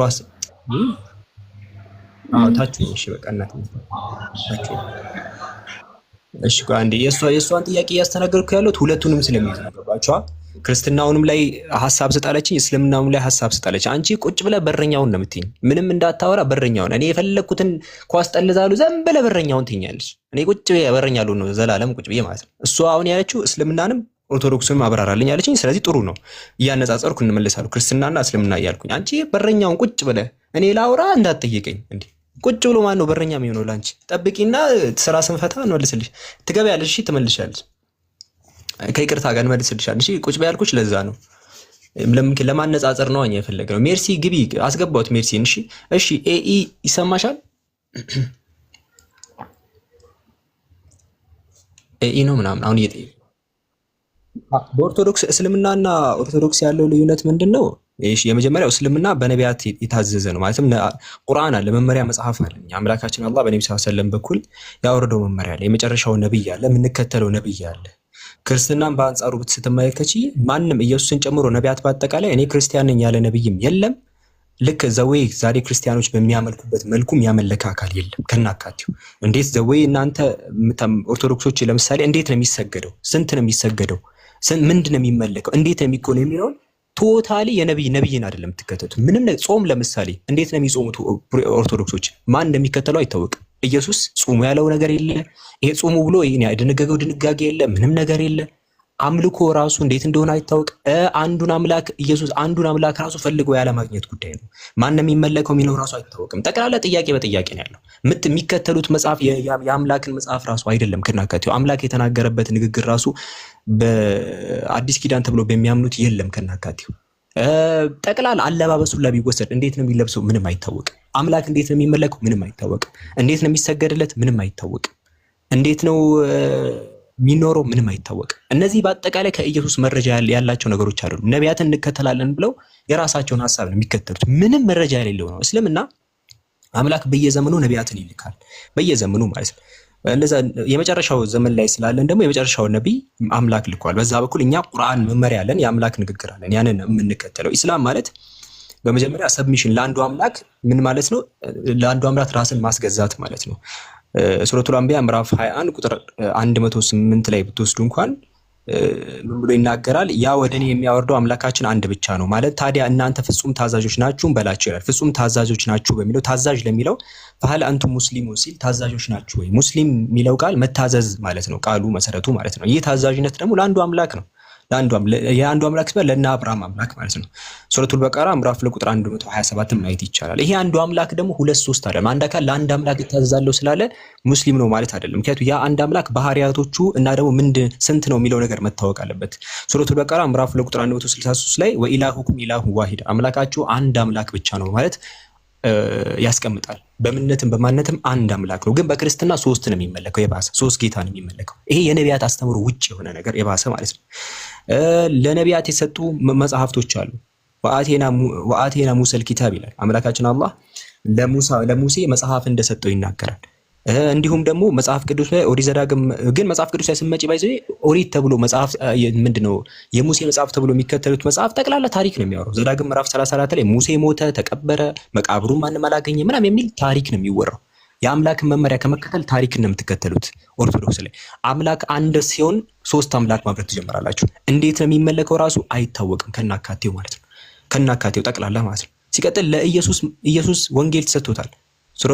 ሱረቱል ማኢዳ ምዕራፍ 5 ቁጥር 46 ላይ በፈለጎች አምላካችን አላህ ሲናገር የመርየም ልጅ ኢሳን አስከተልን እንጂልን ሰጠነው በማለት ይናገራል። ወንጌል ኢየሱስ ሲሰብክ የነበረው ወንጌል ነው ሲሰብክ የነበረው ኢየሱስ በገሊላ ሲዞር የነበረው። ግን ክርስቲያኖች ይመጡና የኢየሱስን ወንጌል ሳይሆን የከበርክ ቴዎፍሎስ ወይ ተብሎ ለቴዎፍሎስ የተላከው ከመጀመሪያው በአይን ያዩትና የቃል ወጋዮች ይሁን እንዳስተላልፉ ብሎ አንድ ሰው ለሆነ ሰው የላከውን ደብዳቤ ነው የሚከተሉት። እነዚህ ደብዳቤዎች በአይኑላ አላየውም ጸሐፊው፣ የማይታወቅ ሰው ጽሑፍ ነው የሚከተሉት ጠቅላላ ማለት ነው። ስለዚህ የነቢያት አስተምሮ ሳይሆን ሰው በክርስትና የሚከተሉት የነቢያት አስተምሮን ሳይሆን ጭንቅላታቸውን የሚከተሉት ጠቅላላ። እንዴት ነው የሚመለከው አይታወቅም። ማንን ነው የሚከተሉት አይታወቅም። ማንን እንደሚከተሉ ራሱ አይታወቅም። ኦርቶዶክስ በራሱ ክፍል ኦርቶዶክስ ራሱ አንድ የተገነጠለ ስኳድ ነው። ካቶሊኮች አሉ በዛ በኩል፣ ፕሮቴስታንቶች አሉ በዚህ በኩል፣ ኦርቶዶክስ 451 ላይ ኦርቶዶክስ ራሱ ለሁለት ይካፈላል። ኦሪየንታል ኦርቶዶክስ እና ኢስተርን ኦርቶዶክስ። እነሱ ራሱ ለራሳቸው ተገንጥለው ያሉት አሁን ኢትዮጵያ ያለው ኦርቶዶክስ እና ግብጽ ያለው ይስማማሉ። ነገር ግን ከግሪክ ጋሉት ከግሪክ አይስማሙም። እንድርምስምስ ያለ ነው። በዚህ በኩል ፕሮቴስታንቶች አሉ 56000 ዲኖሚኔሽን ውስጥ የተበታተኑት። የሚከተሉት ነገር የለም ከናካቴው። ማንን ነው የሚከተሉት የሚለው ራሱ ከናካቴው አይታወቅም። ስለዚህ እዚህ ሜዳ ላይ አምላክ ደግሞ እዚህ ሜዳ ላይ አልተሆንም፣ የመጨረሻውን ነብይ ይላከልን። ስለዚህ ኦርቶዶክስ ላይ ስጠቀልልሽ አንዱ አምላክ ስንት ነው ሲባል አይታወቅም። 2 ይሁን 3 ማለት ነው። አንዴ 3 ይሆናል፣ አንዴ 1 ይሆናል ነገር ነው። መልሱም አይታወቅም። እንዴት ነው አምላክ የሚመለከው? ኢየሱስ እንዴት ነው ያመለከው? አይታወቅም። እንዴ አምልኮ የጾሙ ያለበት እንዴት ነው የሚጾሙ? አይታወቅም። ክርስቲያን ነኝ ብሎ ተናግሯል ወይ? አላለም። ኢየሱስ ያለ ነብይ ያለው የለም። እሺ የትኛውን መጽሐፍ ነበር ኢየሱስ የሚከተል የነበረው? በዛ ሰዓት የነበሩት ሰዎች የትኛውን ይከተላሉ? አይታወቅም። ማን ነው መጽሐፉን ቀኑን አድርጎ ያስቀምጠው? ነቢያት ናቸው ወይ? አይደሉም። ሁሉ ነገሩ የተንዛዛ ነው። በእስልምና ደግሞ የዚህ ተቃራኒ ነው። ይሄ ነው ልዩነታችን። ኤኢ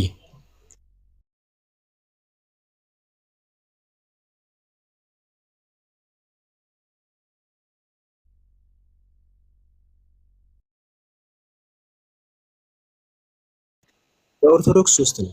በኦርቶዶክስ 3 ነው ነገርኩሽ እኮ 3 ጌታ ነው በኦርቶዶክስ ማስረጃ ራስ ኢየሱስ ግን እኔ አምላክ ነኝ ብሎ አስተምሮ አያውቅም። ለምሳሌ ያው አንደኛው ነብይ ያለ የትኛውም ነብይ አምላክ 3 ነው ያለ የለም። ኢየሱስም ጨምሮ 3 ጌታ ነው ብሎ ተናግሮ አያውቅም። እኔ አምላክ ነኝ ብሎ አያውቅም ከናካቴ። ስለዚህ ይሄ ግን በተቃራኒ ግን ኦርቶዶክስ ለብቻዋ ትሄዳለች እኮ እሱን አውቃለሁ። አሁን ጥያቄ እየጠየቅኩ ነው፣ የኔን ጥያቄ ብቻ እንድትመልስልኝ ነው። እና አሁን ለምሳሌ ሙስሊም ውስጥ አላህ አልወለደም ነው የሚባለው። አንድም ቢጤ የለውም አልወለደም ነው የሚባለው። እዚህ ጋር ይቅርታዬ ለምን ያዋልደዋል? ሲጀምር እኮ ቤዚክ ነገር እኮ ነው። በእስልምና ብቻ ሳይሆን መሆን ያለበት ማንኛውም። አሁን ጥያቄ እየጠየቅኩ ነው። እሱ አልወለደም አልተወለደም ይባላል። በእስልምና አንድም እንትን የለውም አልወለደም፣ እሱ አንድ ነው ይባላል አይደለም?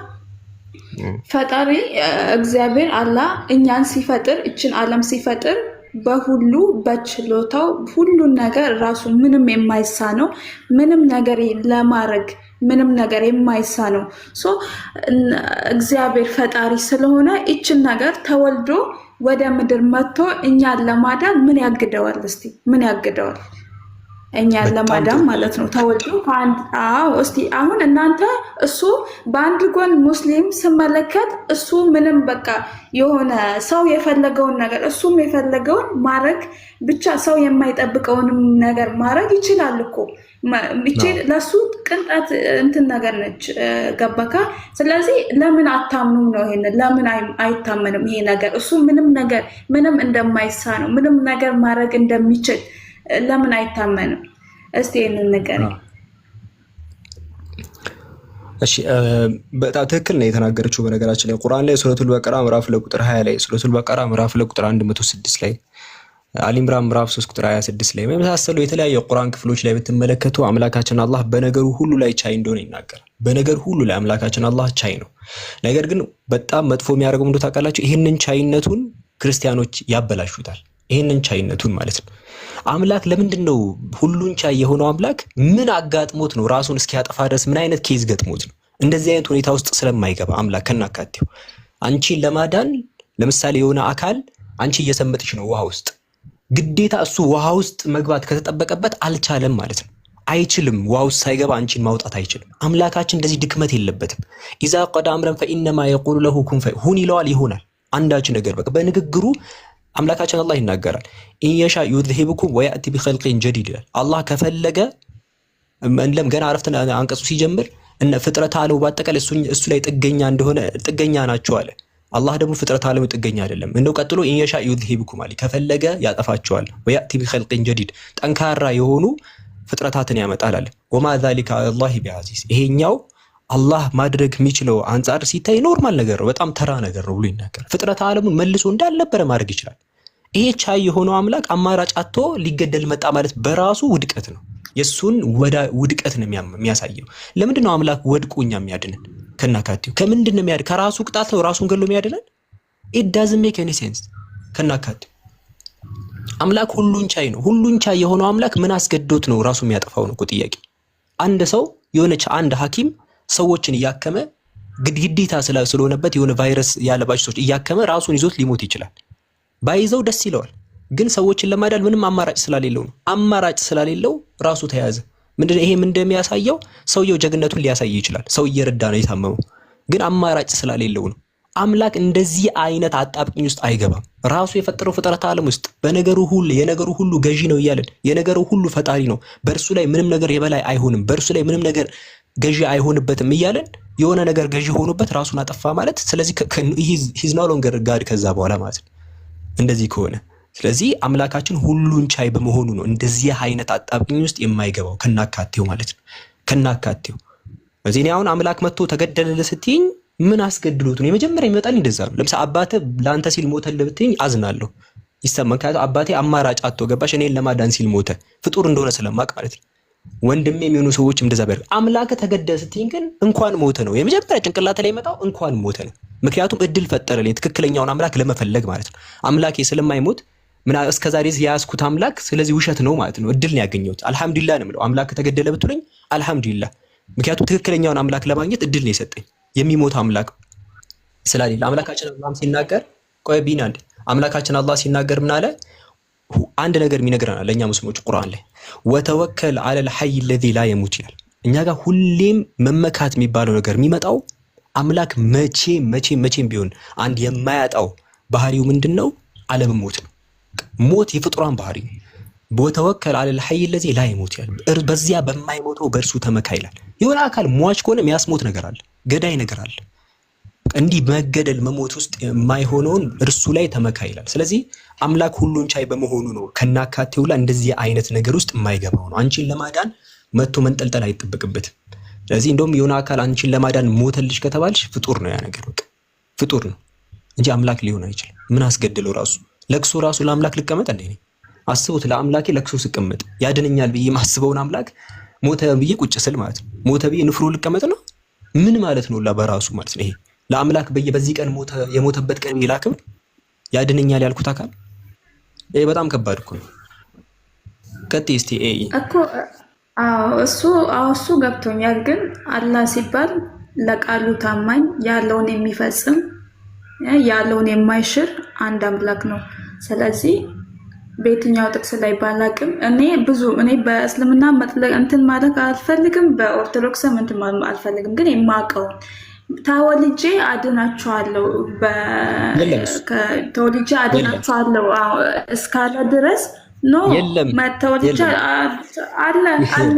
የለም እሺ ካለና እሺ አድናቸዋለሁ ብሏል። ከዛ የለም በድንግል የለም ማርያም ኧረ እናትዬ አትነሽ መሰረት አድርገሽ የምትነሺው ጥቅስ ማለት ነው። የለም አሁን ከልጅ ልጅ ተወልጄ አድናለሁ ገና መሰረት አድርገሽ ትነሽ አይደል? የለም ይሄ ከናካቴው የለም። በቃ ሌላ ጥቅስ። እሺ እንዴት እሺ ከድንግል ማርያም በድንግልና እንዴት ሊወለድ ቻለ ክርስቶስ?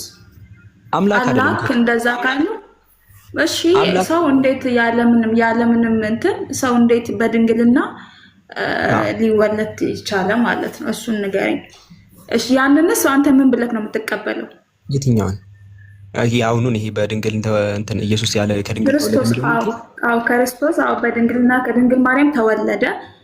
ያን የተወለደውን ሰው እንበለው አይደል? ፍጡር እንበለው ምን ብለህ ነው አንተ የምታየው? ሰው ነው እንጂ እኔ አይደለም ከራሱ ሰው ነኝ ያለው። ሰው ነኝ ስላለ ሰው ወይ አታስብ እኮ ሰው እኮ እሱማ ሰው አይ ነው አንተ ነው የምልህ። አንተ ምን ብለህ ነው የምታየው? አሁን እኛ አንድ ሰው ተብለን ሰው ነን አይደለ? ሆነ ለመጠራት እናትና አንድ መሰረታዊ ነገራችን እናት አባት አለን አይደለ? እሱ ከእናቱ ብቻ ተወልዶ የመጣውን ከዛም ብዙ ከስንት ዓመቱ ጀምሮ ብዙ ታምር የሰራውን ምን ብለህ ነው የምታየው? ምን ብለህ ነው የምጠራው አንተ? እሱን ማለት በቃ ጥሩ፣ በጣም ጥሩ ሀሳብ ነው ያነሳሽው። የመጀመሪያው አሁን ደራርበሽ ነው ብዙ ጥያቄ ያነሳሽው። የመጀመሪያው እሺ እንዴት ከድንግልና መፈጠር ባይዘው እናት አለው እኮ ያ ከእናት መፈጠር አንደኛው የአምላክን ጥበብ ነው የሚያሳየው። የመጀመሪያው አምላክ ያለ ምንም ነገር ሊሰራሽ ይችላል። ለምሳሌ አዳም ምንም ያለ እናትም አባትም ሳይኖረው ዳይሬክትሊ አምላክ ፈጠረው። እናቴ ብሎ አባቴ ብሎ የሚጠራው አካል የለም አዳም ለምሳሌ። ከሱ የወጣችው ሔዋንም ለምሳሌ እናት ከሴት የሚባል ነገር ዳይሬክሽን የላት ሴት የሚባል ማለት ነው ከናካቴው ሴት የሚባል ከሷ ጋር ሊንክ ያለው ነገር የለም። አሁን አንቺ እናቴ ብለሽ የምታስቢውን ሐሳብ ሔዋን አታስብም። የለም እንደዚህ አይነት ጭንቅላት የላትም። አዳም ደግሞ እናትም አባት የሚለውን ፊሊንግ የለውም ከናካቴው። ስለዚህ አምላክ ያለ እናት ያዘጋጃል፣ ያለ አባት ያዘጋጃል። የኢየሱስ ደግሞ ለወጣለና ምንድነው አባት ሳይኖረው ሆነ። ስለዚህ አምላክ የኢየሱስን መፍጠር ነው የሚያሳየው። አምላክ በመንፈሱ ነው የሚፈጥረው ሲጀመር። እሺ ሉቃስ ወንጌል ምዕራፍ 1 ቁጥር 34 ላይ ወንድ ስለማላውቅ እንዴት ልጅ ይኖረኛል አለች ማርያም። ከዛ ምን አላት? አምላክ ወደ አንቺ ይመጣል አላት? አላላትም። እንደዛ አይደለም። መንፈስ በአንቺ ላይ ይመጣል አላት።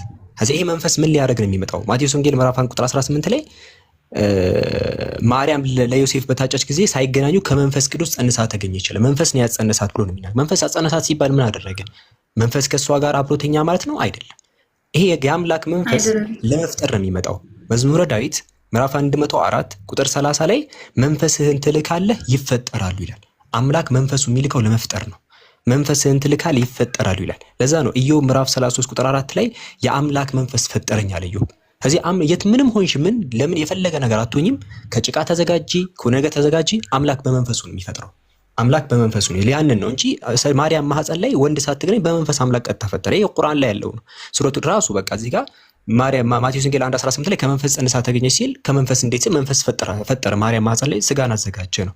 መዝሙር 104 ቁጥር 30 ላይ መንፈስን ትልካል ይፈጠራሉ እንደሚለው ይሄ ራሱ ቁርአን ላይ ያለው የእናንተ እይታ ነው። እኛም ጋር ቁርአን ላይ እንደዚህ የሚያስቀምጠው ሱረቱል አንቢያ ምዕራፍ 21 ቁጥር 90 ሱረቱል አንቢያ ምዕራፍ 21 ቁጥር 91 ላይ ያቺን ብልቷንም የጠበቀችው በእርሷም ውስጥ ከመንፈሳችን የነፋንባት እርሷም ልጇን ለዓለማት ተአምር ያደረግናት ብሎ ያስቀምጣል። ተአምር እንደተደረገች ስለዚህ ከድንግልና መወለድ እንድትወልድ ተአምር መደረጓ ነው። ስለዚህ ከመንፈሳችን የነፋንባት ማለት ይናገራል። አምላክ በመንፈሱ ነው የፈጠረው ማርያምን ማለት ነው።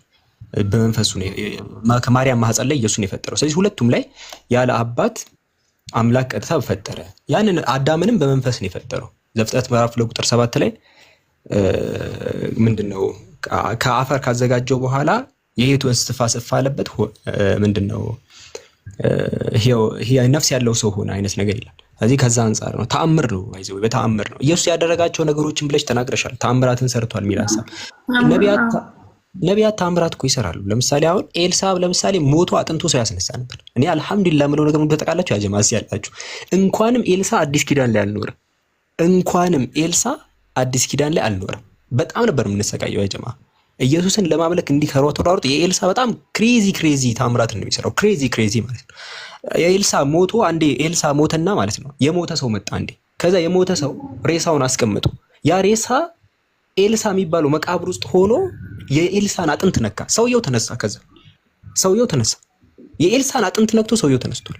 የኤልሳ አጥንት ሙታን ያስነሳ ነበር። ግን ኤልሳ ነው የሚያስነሳው አይደለም። አምላክ በኤልሳ ነው የሚያስነሳው። አሁን ስቃያችንን ነበር የምናየው። ላ ሆሎ ላ ቆቴ ኤልሳ አሁን አዲስ ኪዳን ቢሆን ኢየሱስ እያንዳንዱ የሚሰራቸው ስራዎች በራሱ አይደለም የሚሰራው። ዮሐንስ ወንጌል ምዕራፍ 5 ቁጥር 30 ላይ እኔ ከራሴ አንዳች ላድርግ አይቻለኝም አለ። ኢየሱስ አጠቃላይ የሚያደርገው በራሱ አይደለም። አጋንንት የሚያስለቅቀው ማቴዎስ ወንጌል ምዕራፍ 12 ቁጥር 28 ላይ በእግዚአብሔር መንፈስ ነው አጋንንት ማስለቀቅ ይላል። በአምላክ መንፈስ ነው አጋንንት የሚያስለቅቀው፣ በራሱ አይደለም። ራሱን ሁላ ማዳን እኮ አይችልም። ዮሐንስ ወንጌል ምዕራፍ 12 ቁጥር 7 ላይ አድነኝ ሲል ነበር ከናካቴው። እያንዳንዱ ለምሳሌ አልዓዛርን ሲያስነሳ ጸልዮን ያስነሳው ዱዓ አድርጎ ማለት ነው። ስለሰማከኝ አመሰግናለሁ ብሎ እንጂ በራሱ አንድም ያደረገው ነገር የለም። መድኃኒት ተደርጎ ነው ሰዎች የሚድኑት። ሐዋርያት ሥራ ምዕራፍ 5 ቁጥር 31 ላይ ለእስራኤል ንስሐ የኃጢአት ስርየት ይሰጥ ዘንድ ራስን መድኃኒት አደረገው ይላል። መድኃኒት አደረገው ተደርጎ ነው። ሐዋርያት ሥራ ምዕራፍ 2 ቁጥር 22 ላይ የእስራኤል ሰዎች ይህን ቃል ስሙ ይልና እንደምታውቁት እግዚአብሔር በበርሱ በኩል ባደረገው ይላል። በኢየሱስ በኩል አምላክ ባደረገው ታምራትና ድንቆች ከእግዚአብሔር ዘንድ የተገለጠ ሰው ነበር ይላል። ኢየሱስ አምላክ በእሱ በኩል ነው የሚሰራው እንጂ በራሱ አይደለም የሚሰራው። ከናካቴው ለአንድ ጥቅስ ዝም ብዬ እዚህ ጋር ላሳይሽ፣ ሁሉንም ጠቅልሎ የሚያስቀምጥ አምላክ ከሱ ጋር ሆኖ ነው የሚሰራው። ስክሪን ላይ ስለተከፈተ ረስቼዋለሁ ስክሪን መክፈቴን ራሱ። ከናካቴው እዚህ ካሜራ እንደበራ ከበራ አይቀር ደግሞ በቃ እንዲጠቅልሎ የሚያስቀምጥ ነገር ላሳይሽ። ይታይሻል? ይታያል? እዚህ ጋር አይተሽዋል? እግዚአብሔር ይላል ተመልከች። እግዚአብሔር የናዝሬቱ ኢየሱስን በመንፈስ ቅዱስና በኃይል ቀባው፣ እርሱም መልካም እያደረገ የተቸገሩትን እየረዳ መልካም እያደረገ ለዲያብሎስም የተገዙትን ሁሉ እየፈወሰ ዞረ። ለምን? እግዚአብሔር ከእርሱ ጋር ነበረና። አይተሻል? እግዚአብሔር ከሱ ጋር ነበረና። ለዛ በራሱ አይደለም የሚሰራው ኢየሱስ።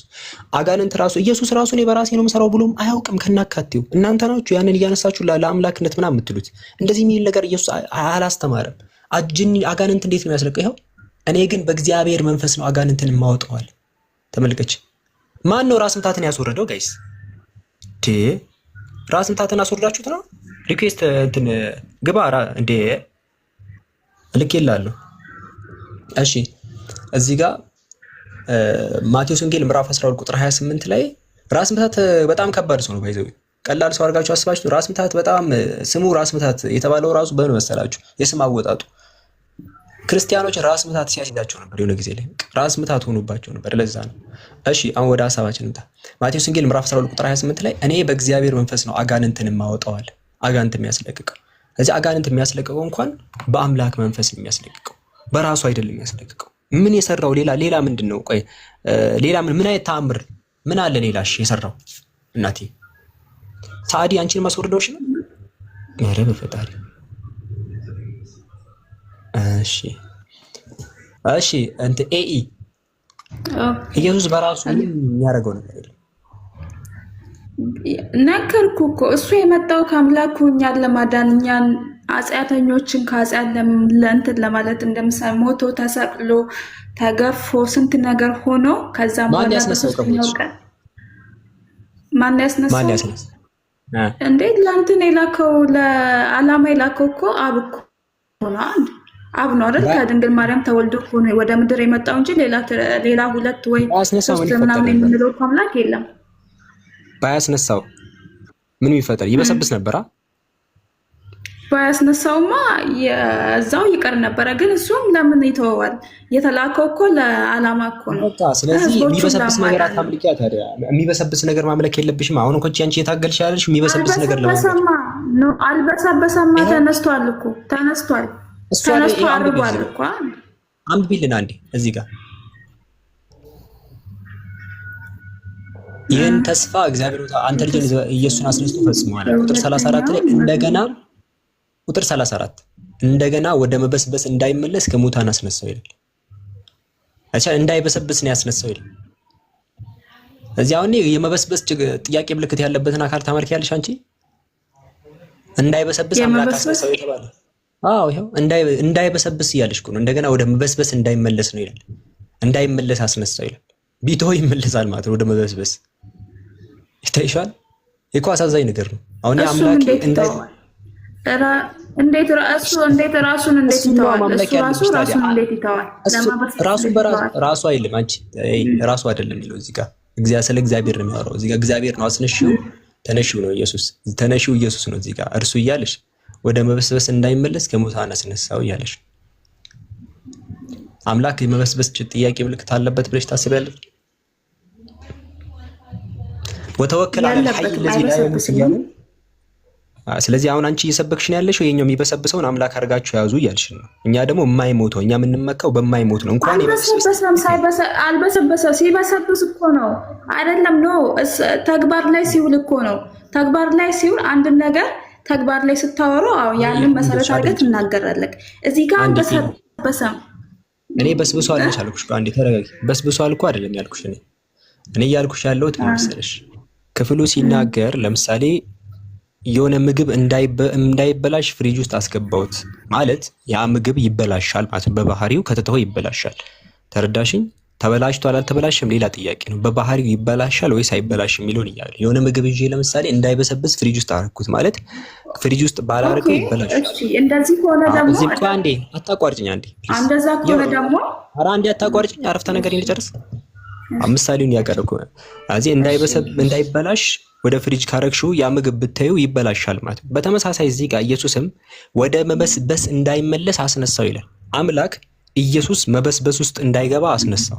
ይሄ ማለት የኢየሱስ ህልውና በአምላክ ስር ላይ ነው። አምላክ ከፈለገ እንዲበሰብስ ያደርገዋል፣ ከፈለገ እንዳይበሰብስ ያደርገዋል። እኔ ለምሳሌ ምግቡ እንዲበላሽ ውጭ መጣል እችላለሁ፣ ከፈለኩ ደግሞ እንዳይበላሽ ፍሪጅ ውስጥ አድርገዋል ወይ ዋሬቨር ሌላ እንዳይበላሽ ማድረግ ያጠቀማለሁ። ነገር ግን ያ ምግብ በባህሪው ግን የሚበላሽ ነገሩ ከተተው ሴም ወይ ኢየሱስን በባህሪው ገና ልክ እኛ የመበስበስ ጥያቄ ምልክት እንዳለብን ሁሉ ኢየሱስም የመበስበስ ጥያቄ ምልክት ውስጥ ነው።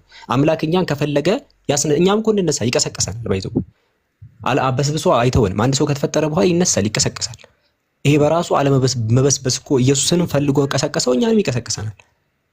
እዚህ ይሄ ምንድነው የሚያሳየው? ተመሳሳይ ነው። ወንድሜ ለምንድን ማመልከው ነው ጥያቄ። የት ነው የሚቀሰቅስክ? ሙታን አይነሱ ነው የሚቀሰቅስክ? ማነው?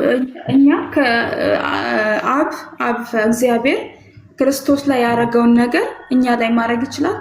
እኛ ክርስቶስን ከሞት እንዳስነሳ እኛ ለምን እሺ ከሞት አያስነሳም? እኛ ስለምን እኛ ልጆቹ ነን፣ የፈጠረን ልጆቹ ነን። መች ራስን አጥፊያ መጀመሪያ እንዴ ምን ሆነሻል? አልሞትሽም። ከሞት ሁሉም ሰው ከሞተ በኋላ ነው የሚነሳው። እናትዬ ተረጋጊ። ይሄ ሞተው የታየው መቃብራቸው ውስጥ አንድ ያሉት መች ፈንቅለው መጀመሪያ ፊተኛ እንዲሆን ነው። ከሙታን ፊተኛ እንዲሆን መጀመሪያ አስነሳው። ከሙታን ፊተኛ አስነሳው። ኢየሱስ እኮ ከሙታን ፊተኛ ተነሳ ነው። አሁን ከሞት በመነሳትሽ ቅድም ሆነ አምላክሽ መቃብር መንደር መፈለግ ጀመርሽ። መጨረሻሽ እንደዚህ ሆነ። አሁን አንደኛ መንሳትና አንደኛ ለመነሳት ከሞተበት ድራጎ ተነስቷል። ለዛ ነው አንተ ማን ያስነሳው? እግዚአብሔር በራሱ አይደለም የተነሳው። ይሄ እኮ አለቀ እኮ። አንቺ አሁን ሞቶ እንዴት አምላክ ሞት ውስጥ ይገባል ሲባል አንቺ እኮ ጭራሽ ከመቃብር ላይ አንደኛ ነው የተነሳው፣ ሁለተኛ የተነሳው የሚለው ውስጥ ገባሽ። እኛ አምላክ አይሞትም፣ እርሱ ብቻ የማይሞት ነው፣ ማንም ሊቀርበው በማይችል ብርሃን ይኖራል የሚለውን እየተናገርን አምላክ ህይወትና ሞትን የፈጠረ ነው፣ እሱ ራሱ የማይሞት ነው ብለን እየተናገርን፣ አንቺ ግን እያወዳደርሽ ያለሽው መቃብር ውስጥ ከገቡት ውስጥ ቀድሞ የተነሳው እያልሽ እኮ ከሙታን እያወዳደርሽው ነው። ከሙታን እያወዳደርሽ እኮ ትክክል ነሽ። እሱ ከሞታንም ተነሳ፣ ሞታንን አሸንፎ ተነሳ፣ ሞታንን ከመቃብር ፈንቅሎ ተነሳ አይደለ? በሶስተኛው ቀን ተደብቆ እንደዛ ተወግሮ ሁሉ የሰውን ሁሉ ነገር ማን ያስነሳውሽ? መጀመሪያ አዳምጠኝና ወሬ አላዳምጥሽም። ያው እዚህ ጋር ሼና መብልኝ ሺያ ከፈተ እሱ እኮ እየተናገረ ነበር እኮ ሲሸጡት እኮ እንደሚሸጡት እኮ አስቀድሞ ያውቅ ነበረ።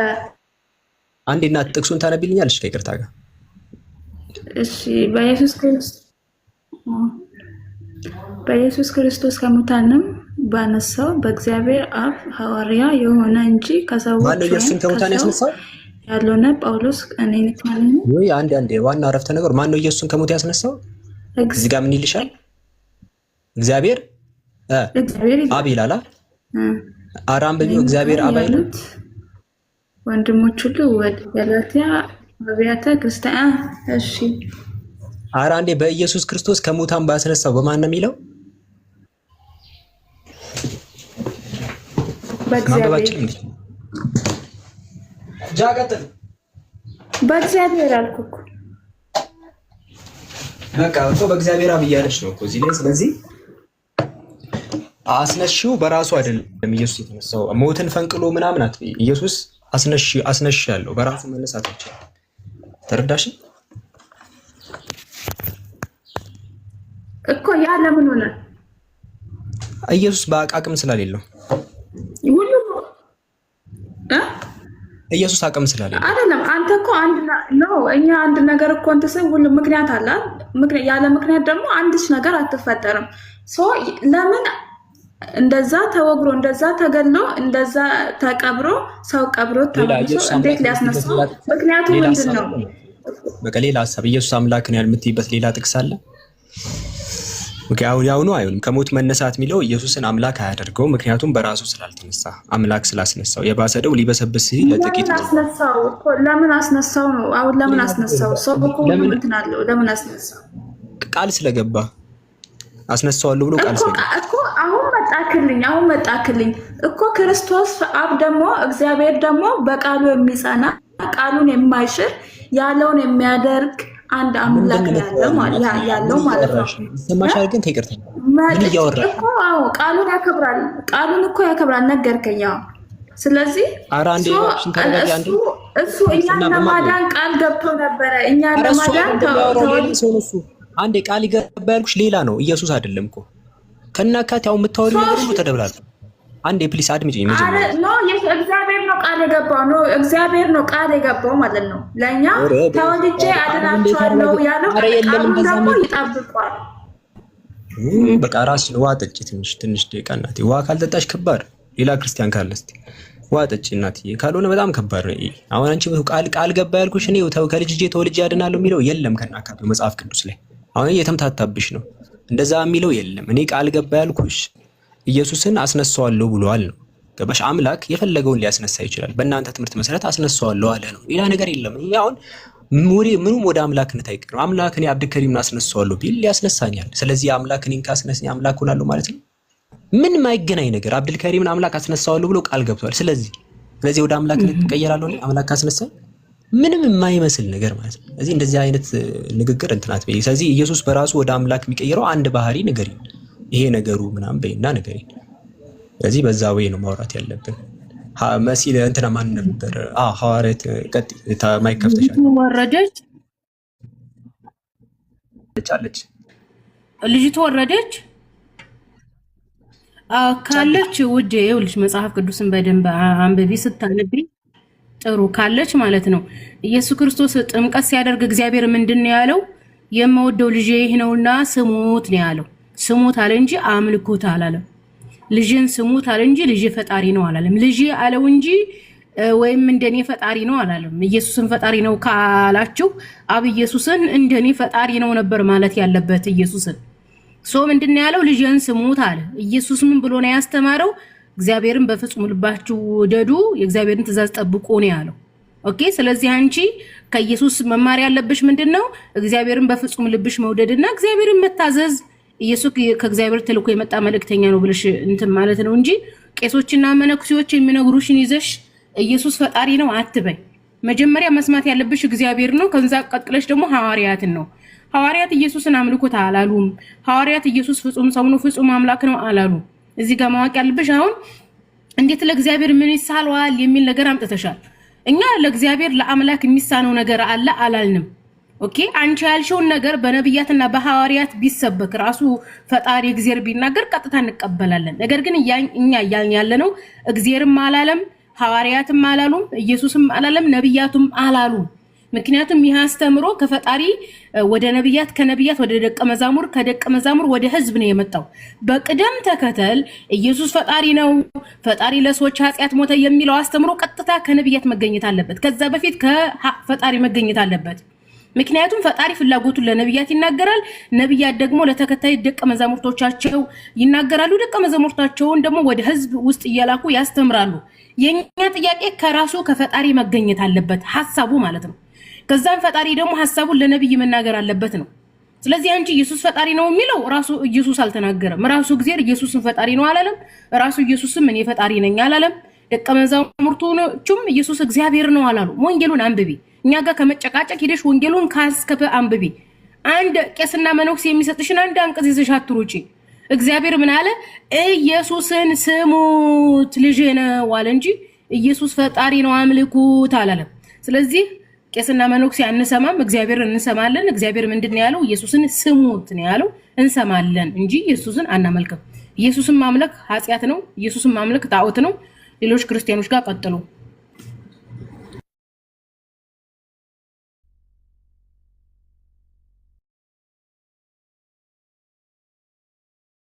አብ የነገረሽን ሰምተሻል? አንቺ ቁርአንሽን ከፍተሻል እንዴ ብታነቢው? ቄሶች ታያለሽ እንዴ? እኛ ከመጽሐፍ ቅዱስ ነው የምንረዳው። ዝም ብላ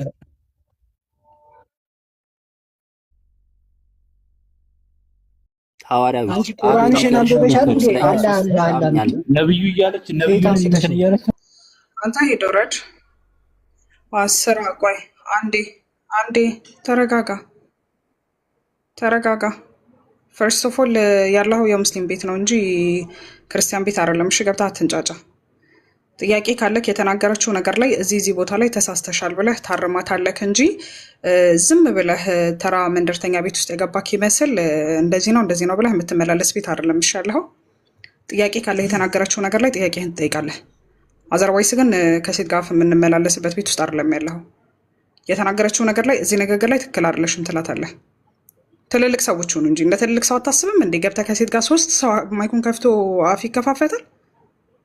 ነው ባይዘው መብቷ ነው እንደዛ ማለት። ግን አሁን ለምሳሌ እሷ የተናገረችው እኛ እግዚአብሔር አብ የተነገረንን በሙሉ ስለ ኢየሱስ ክርስቶስ እናምናለን ካለች እግዚአብሔር አብ እርሱ የምወደው ልጄ ነው ብሎ ተናግሯል። ይሄንን ትቀበላላችሁ እናንተ? በነገራችን ላይ እሱ የምወደው ልጄ ነው ይሄንን ስሙት ብላ ስትል ባይብሉ ላይ የተጠቀሰውን ነው እንጂ ጥቅስ ይዛ ያመጣችልክ ትቀበላለች አትቀበልም የሚለው ፖይንት ላይ አልደረስንም ገና። ባይብሉ ላይ የተጠቀሰውን ጥቅስ ነው እሷ ይዛ መጣ ዮናስ ሰማልን ስላለች አንዴ። አሁንም ቢሆን እኛ ኢየሱስ ክርስቶስ ዒሳ አለይሂ ሰላም የተከበረ የአላህ መልእክተኛ ነው። የዒሳ አለይሂ ሰላም ንግግር እንሰማለን እንቀበላለን። አንድ አይደለም። ኦኬ እሷ እሱ ሌላ ፖይንት ነው። እሷ ትቀበያለሽ ወይ? አሁን እኛ ለምሳሌ ባይብል ላይ አንድን ጥቅስ አምጥተን ስንነግራችሁ እንቀበለዋለን እናምንበታለን እያለን አይደለም። እናንተን ለማስተማር ከምንጠቅሳቸው ጥቅሶች ውስጥ አንዱ ነው። ከዛ ውጭ የሆነ ጥቅስ አምጥተን ስንናገር ተረጋጋ፣ አትደረብ፣ እያወራሁኝ ጣልቃ ሰው ሲገባብኝ አልወድም። አትደረብ። እሷ ኧረ ተረጋጋ፣ እያወራሁ ነው እንዴ።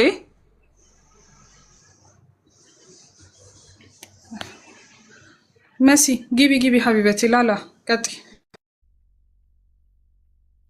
ቆይ ስራ ይዤ ነው፣ ችግር የለውም። ስራ ይዤ ነው፣ ልጨርስ። ማፍጠሪያ እየሰራሁኝ ነው። ወገናችን ኢየሱስን ስሙት ብሏል እግዚአብሔር ብዬን የመረጃ አቅርቤ ያለሁኝ። አንተም ደግሞ ኢየሱስን አምልኩት ተብሎ ከእግዚአብሔር የመጣውን ትእዛዝ ከወንጌል አሳይተ ብትከራከር ይሻላል። ማለት አንተን ይሄ የጨበጣ ወሬ ሆነ።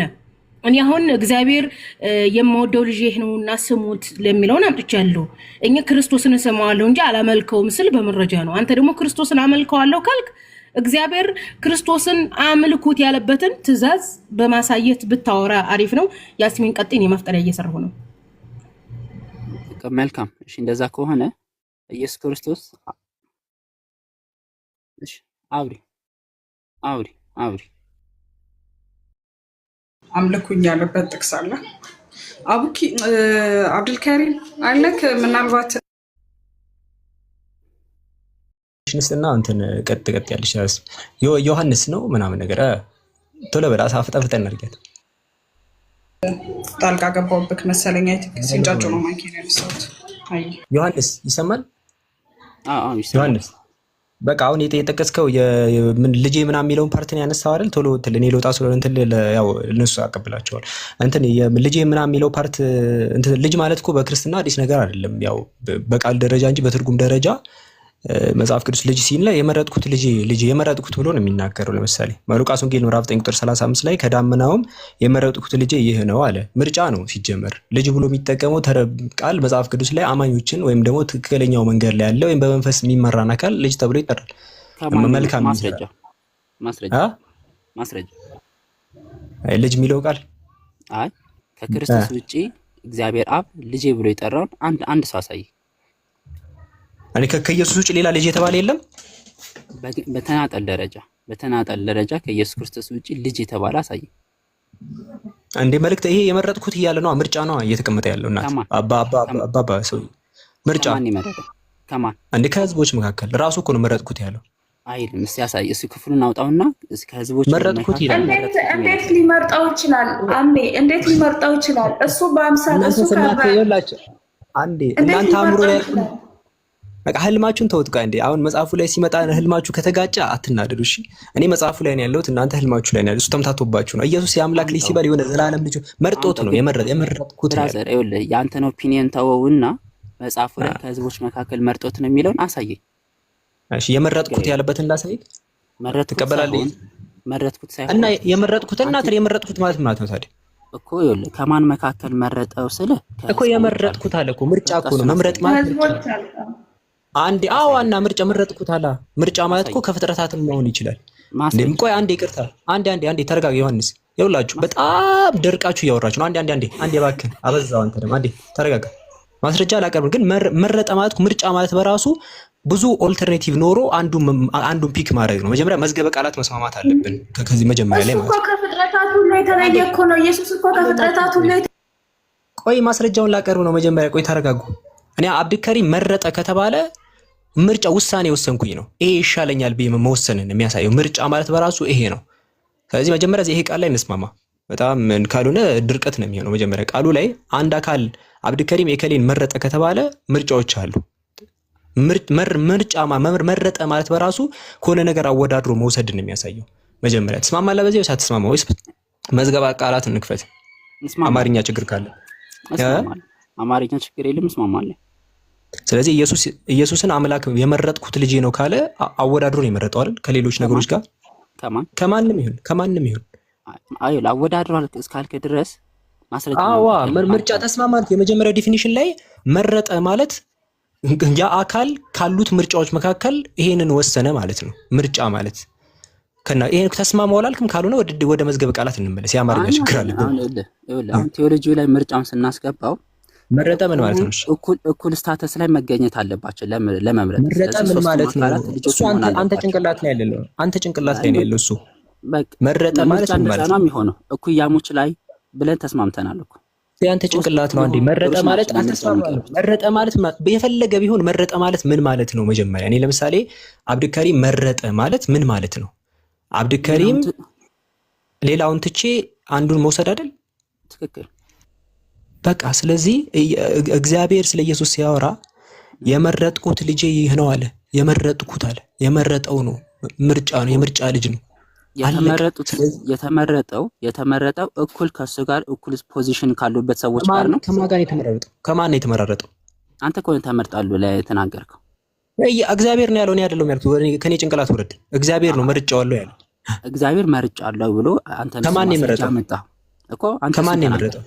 ተናገርስ። ከማን ነው የመረጠው እኮ ንገረኝ። አንተ አይደል ልትመልስ መስሎኝ የገባው። ከማን ነው የመረጠው? እኔማ ይኸውልህ ገባሁኝና ጠየቅኩኝ። ከዛ አንተ ምን አልከኝ? እግዚአብሔር በምርጫ ደረጃ ነው ኢየሱስ ክርስቶስን ልጅ ብሎ የተናገረው አልክ። ስለዚህ በምርጫ ደረጃ መሆኑ ስለተናገር ማስረጃ ነው አምጣልኝ። ይሄው አቀረብኩኝ።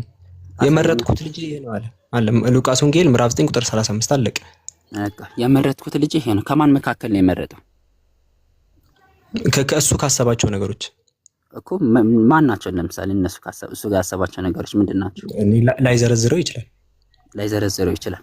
ስለዚህ አሁን መጽሐፉን ይዘን ነው የምናወራው ማለት ነው። ግን ምርጫ ተመርጦ እንደሆነ እናውቃለን እኮ። በምርጫ ደረጃ ተመረጠ ካለ እንጂ በባህሪው በራሱ ይሄ ኢሴንሻሊ የአምላክ ልጅ አይደለም። ኢሴንሻሊ በራሱ የአምላክ የባህሪ ልጅ አይደለም። የባህሪ ልጅነት በምርጫ ሳይመጣ ማለት ነው። የባህሪ ልጅ ግን ይታወቃል። እያወዳደርከው እኮ ነው አሁን። ከኔ አይደለም ያልኩት መጽሐፉን ያለው። እኔ ምን ላድርጋችሁ ታዲያ? መጽሐፉ እግዚአብሔር ራሱ መረጥኩት አለ። በቃ ስለዚህ በምርጫ የመጣ ነው። የጸጋ ልጅ ነው። ሁሌም ባይዘው በምርጫ የሚመጣው የጸጋ ልጅነት ነው። የጸጋ ልጅነት ሁሌም በምርጫ ነው የሚመጣው። የባህሪ ልጁ ነው የምትሉት ቤተክርስቲያን የነገሯችሁን ይዛችሁ አንተ ጉዳቱ ነው። እዚህ ኢየሱስ በምርጫ የመጣ የባህሪ ልጁ ነው የሚለውን እኔ ለአምላክነቱ ያሳያል ብዬ አይደለም የሚጠቀስኩት። አንድ ጥቅስ አምጣልኝ እስቲ አንተ። ኢየሱስ የአምላክ የባህሪ ልጁ ነው የሚል እኔ የተመረጠ ነው ብዬ አሳይቻለሁ። ምርጫ ነው ዝም ብሎ ምርጫ ልጅ ምናምን አይነት ነገር እንጂ ከአምላክ ይሄ በባህሪው ምንም የባህሪ ልጅ ነው የሚል ጥቅስ የለም። አለ ከዘፍጥረት እስከ ራዕይ ድረስ ኢየሱስ የባህሪ ልጅ ነው የሚል እንደዛ የሚል ጥቅስ የለም። በቃ ስለዚህ እናንተ የምታምኑትን ነገር ፍለጋ ትግል ውስጥ ነው። ደግሞ ኢየሱስ በምርጫ ነው ብዬ ማምነው። የምርጫ ነው ጥቅስ አመጣሁኝ። የኢየሱስ ልጅነት የምርጫ ነው አልኩኝ፣ ጥቅስ አመጣሁኝ ለራሴ። ምርጫ ደግሞ የባህሪን አያሳይም እኮ። እኮ አሁን እኮ የገባሁት እኮ ኢየሱስ ክርስቶስ ፈጣሪ አይደለም ብላችሁ ስለምታምኑ ፈጣሪ መሆኑን ለማሳየት ነው። እሺ አሳየኝ። በቃ በጣም ጥሩ። ለምሳሌ ቆላስይስ ምዕራፍ 1 ከቁጥር 15 ጀምሮ ላንብብልህ። እርሱ የማይታየው አምላክ አምሳል ነው፣ ከፍጥረት ሁሉ በፊት በኩር ነው፣ ሁሉ ነገር በእርሱ ተፈጥሯል። በሰማይና በምድር ያሉ የሚታዩትና የማይታዩ ዙፋናት ቢሆኑ ወይም ኃይላት ወይም ገዦች ቢሆኑ ወይም ባለስልጣናት ሁሉም ነገር በእርሱ እና ለእርሱ ተፈጥሯል ይላል። ይሄ ጌታ ኢየሱስ ክርስቶስ የሚናገር ጥቅስ ነው። ትቀበላለህ? እዚህ ጋር አምላክ ፈጣሪ ነው ይላል። እዚህ ላይ ይኸው እርሱ የማይታየው አምላክ ምሳሌ ነው፣ ከፍጥረት ሁሉ በፊት በኩር ነው፣ ሁሉ ነገር በእርሱ ተፈጥሯል ይላል። ዝቅ በል ከዛ እስቲ ቁጥር 20 አንብብልኝ እስቲ።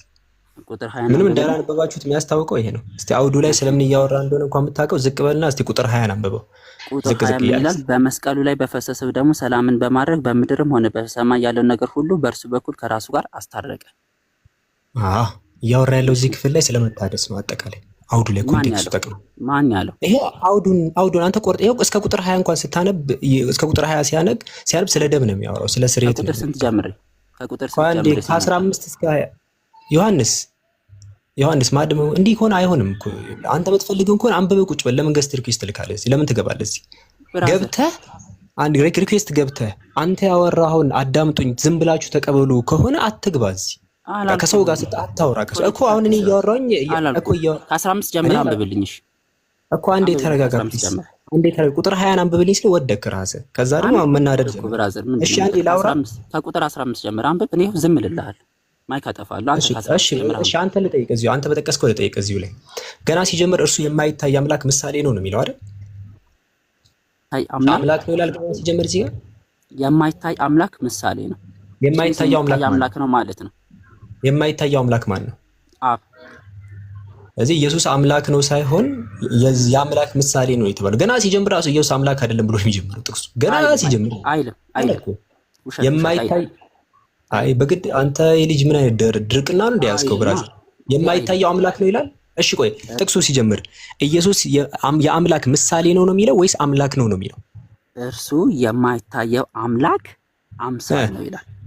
በቃ ስለዚህ አምላክ ነው እኮ አይደለም የሚለው ነው ሳይሆን የሚልህ ምሳሌ ነው ነው የሚልህ። ያምን ገባህ? ነው አይደለም የሚልህ ገና ሲጀምር። የምን ምሳሌ? አንዴ ተረጋጋ። የምን ምሳሌ የምንም ለምን ምሳሌ ሲጀምር ራሱ ነው ማለት አይደለም። ዮሐንስ ምሳሌ ከተባለ እኮ ራሱ እንዳልሆነ እየተናገረ ነው።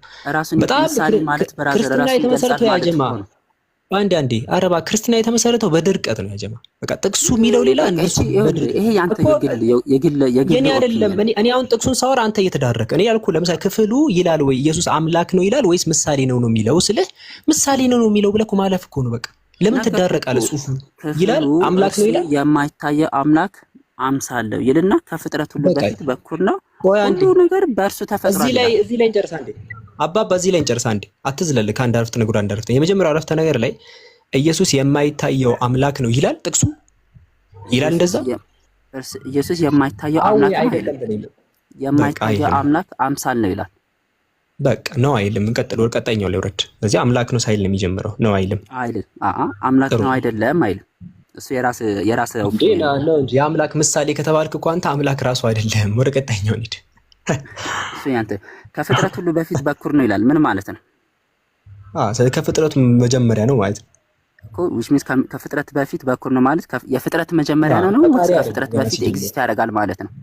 የምንም እዚህ ጋር ኤግዚስታንስ አያወራም ከናካቴው። ስለዚህ ከፍጥረት ሁሉ በፊት በኩር ነው ምን ማለት ነው? መጀመሪያ ማለት ነው በኩር ማለት ነው። አታውቅም እንዴ እሱንም? የፍጥረት በፊት በኩር ነው ወይስ ከፍጥረት በፊት ነው የሚለው?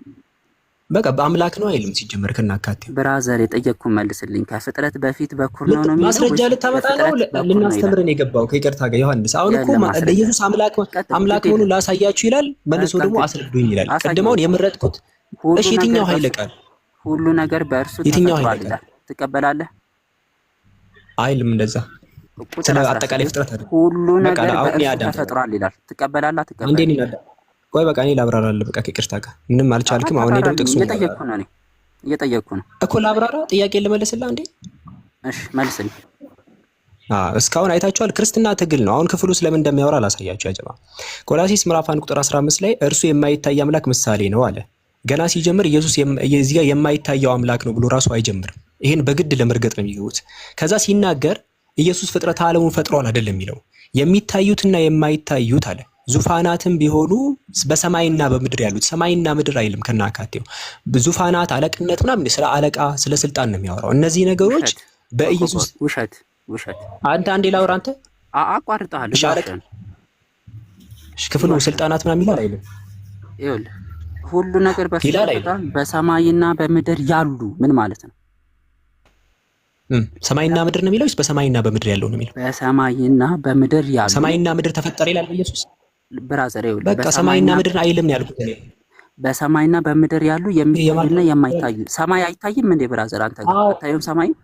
ሰማይ ተፈጠረ አይልም እዚህ ክፍል ላይ። ይኸው የራስህን ጭንቅላት አታስገባ። በሰማይና በምድር ያሉ ኩልኩል አንዴ ተረጋጋ። ላብራራና ትገባለህ። መጀመሪያ ጥቅሱ ራሱ አልገባም። አንዴ ላብራራና ትቀጥላለህ። አንዴ ሚውት አድርግ። እስከዛ በስክሪፕቶ ጻፍ። ተሳስተሃል የምትለው ነገር ኧረ በፈጣሪ መሀል ይገባና ለድርቀት ነው እንዴ ማለት የምትገባው? እኔ ሲያቋርጠኝ የተሳሳትኩ መስሎኛል። አሁን አንዴ ልቀጥል። አንዴ ራስ መረጋጋት ካልቻልክ ወርታች መውረጥ አንተም እኮ መሳደብ እና በስርዓት ማስረዳት ነው ማስተማር ነው ያለብህ። ጥቅሱን አውራና ጨርስሽ። አዳምጠኝ። ጥቅሱ ነው ምናምን በለህ ከሆነ እወጣልሃለሁ። እሺ ጥቅሱ ላይ አብራራሽ ግን አትጭንብኝም። ኦፒኒየንህን ግን አትጭንብኝም። እሺ አውራና ከዛ ነው ያወራሉ። እዚህ ጥቅስ ላይ የትኛው ኃይለ ቃል ነው አምላክ ነው የሚለው? ጥያቄን አስቀምጠናል። ላብራራው። መልካም እኔ እንደተጻፈው ነው ባይዘው የማነበው። አልጨምርም አልቀንስም። ቆላስያስ ምዕራፍ 1 ከቁጥር 15 ጀምሮ እርሱ የማይታየው አምላክ አምሳል ነው። which means የማይታየው አምላክ ማን ነው? አብ ነው። የማይታየው አምላክ አምሳል ነው ማለት ክርስቶስ የሚታየው አምላክ ነው ማለት ነው። በሌላ ቋንቋ አራባክ ይላል። እንደዛ ይላል እዚህ ጋር ኦኬ ይላል። እንደዛ ጣልቃ እየገባህ ነው። የራሴን እንደተጻፈ ነው ማነበው አላልክም? ኢየሱስ ማለት ኢየሱስ የሚታየው አምላክ ነው ሚላል እዚህ ጽሑፍ ላይ ኢየሱስ ቀዳዳ እንደዛ ይላል። እዚህ ጋር የሚታየው አምላክ ነው ይላል። አምላክ አምሳል ነው። የሚታየው አምላክ ነው ሚላል እዚህ ጋር። የማይታየው አምላክ አምሳል ነው ማለት ክርስቶስ የሚታየው አምላክ ማን ተቀደዳለ? እሱን ማን ተቀደዳለ? አሁን ስታነብ እኔ እኮ ሳዳምጥ ማስረጃ አምጣና ውሸት ነው በል እንዴ። እየተጻፈው እንደማነበው አላልክም? ጸጥ ሚዩት አድርግ ብለኝ እኮ ጸጥ ብዬ እንትን ሚዩት አድርጌ እንትን ጸጥ ብዬ ስሰማክ ዝም በል። አረባና ታውን አይ ቶ እድልን አቃጥላለሁ። አሁን እኔ ላብራራ። ጸጥ ብሎ አደም እወጣልሃለሁ። ለእነሱ አውራላችሁ። እሺ አውራሽ ከምትወጣ አውራ። አታስፈራራ። ሄዳለሁ ወደ ቤት እንደሚሉ እንትኖች አደረገብን እኮ የሆነ ሰላም የሚሰሩ ሰዎች አለ አይደል? የሆነ ነገር ስትቆጧቸው ወደ ቤት ሄዳለሁ፣ ሻንጣዬን ወደ እናቴ ቤት ሄዳለሁ ምናምን። አትሂድ በቃ አትሂድ ሽሩሮት እንላለን። አትሂድ ቀጥልሽ። ብትዋሽም ችግር የለም ገዴል። እርሱ የማይታየው አምላክ አምሳል ነው። ዮሐንስ ቆይ አንዴ ዮሐንስ አንዴ ጥያቄ ልጠይቀው። አንዴ ብቻ ቆይ ከዛ ትቀጥላለህ። ወይ አንዴ እሺ እኔ ላብራራ። ያውራና ይውጣለት እስቲ አንዴ ያውራና እኔ ላብራራላት። እሺ ቀጥል እስቲ ሂድ። መልካም እሺ ቀጥል። መልካም እርሱ የማይታየው አምላክ አምሳል ነው። እርሱ የተባለ ማን ነው? ኢየሱስ ክርስቶስ። ከፍጥረት ሁሉ በፊት በኩር ነው። ሁሉ ነገር በእርሱ ተፈጥሯል። በቃ አለቀ። ሁሉ ነገር በእርሱ ተፈጥሯል። በሰማይና በምድር ያሉ የሚታዩና የማይታዩ፣ ሰማይ ይታያል፣ ምድርም ይታያል። በምድር ውስጥም ያሉት የማይታዩት፣ በሰማይ ውስጥም ያሉት ደግሞ የሚታዩትና የማይታዩትም ዙፋናት ቢሆኑ ወይም ኃይላት፣ ገዢዎች ቢሆኑ ወይም ባለስልጣናት፣ ሁሉም ነገር በእርሱ እና ለእርሱ ተፈጥሯል። እርሱ ከሁሉ በፊት ነው።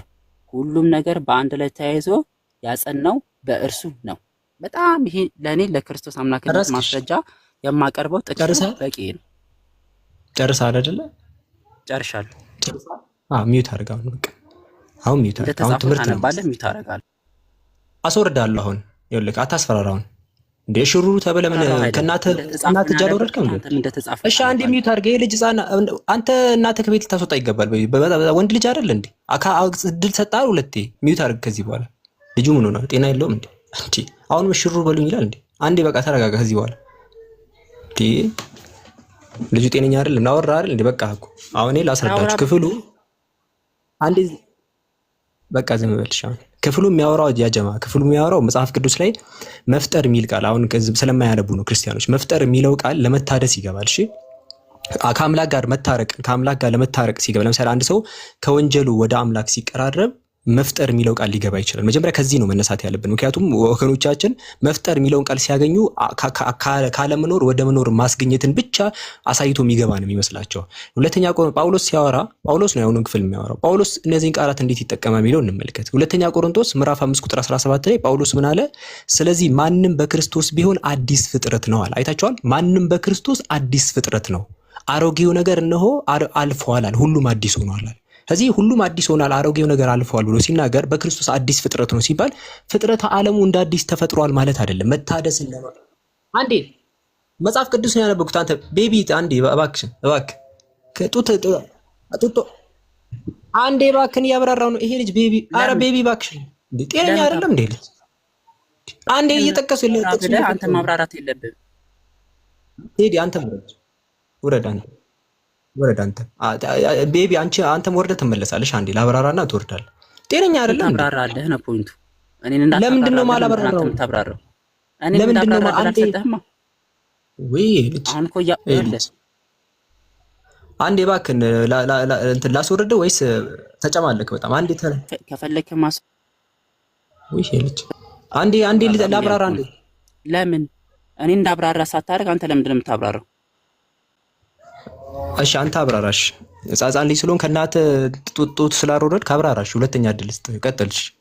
እየጠየኩት አብራራ እጠይቃለሁ። እዛ ጥቅስ ላይ አንተ እያወራ እዚሁ ጠይቅ።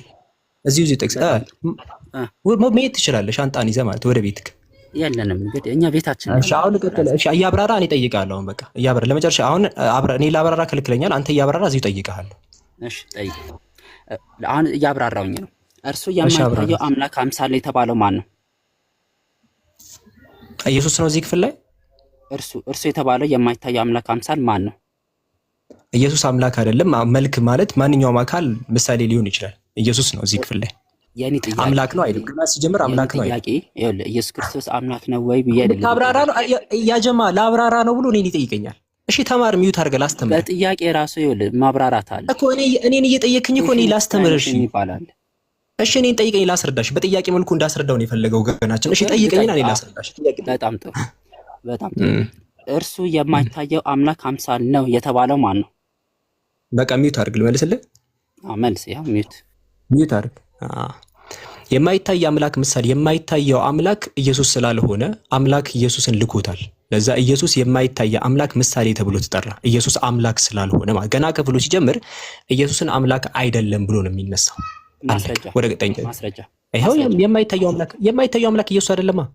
ይኸውልህ ኢየሱስ ክርስቶስ አምላክ ክፍሉ ሲጀምር ራሱ ኢየሱስ ክርስቶስ አምላክ አይደለም ብሎ ነው የሚነሳው ነው ያልከው። አሳየኝ። እኔ ያነበብኩ አይደለም እንደዚህ። የማይታየው አምላክ ምሳሌ ይለዋል። የማይታየው አምላክ ነው አይደለም የሚለው።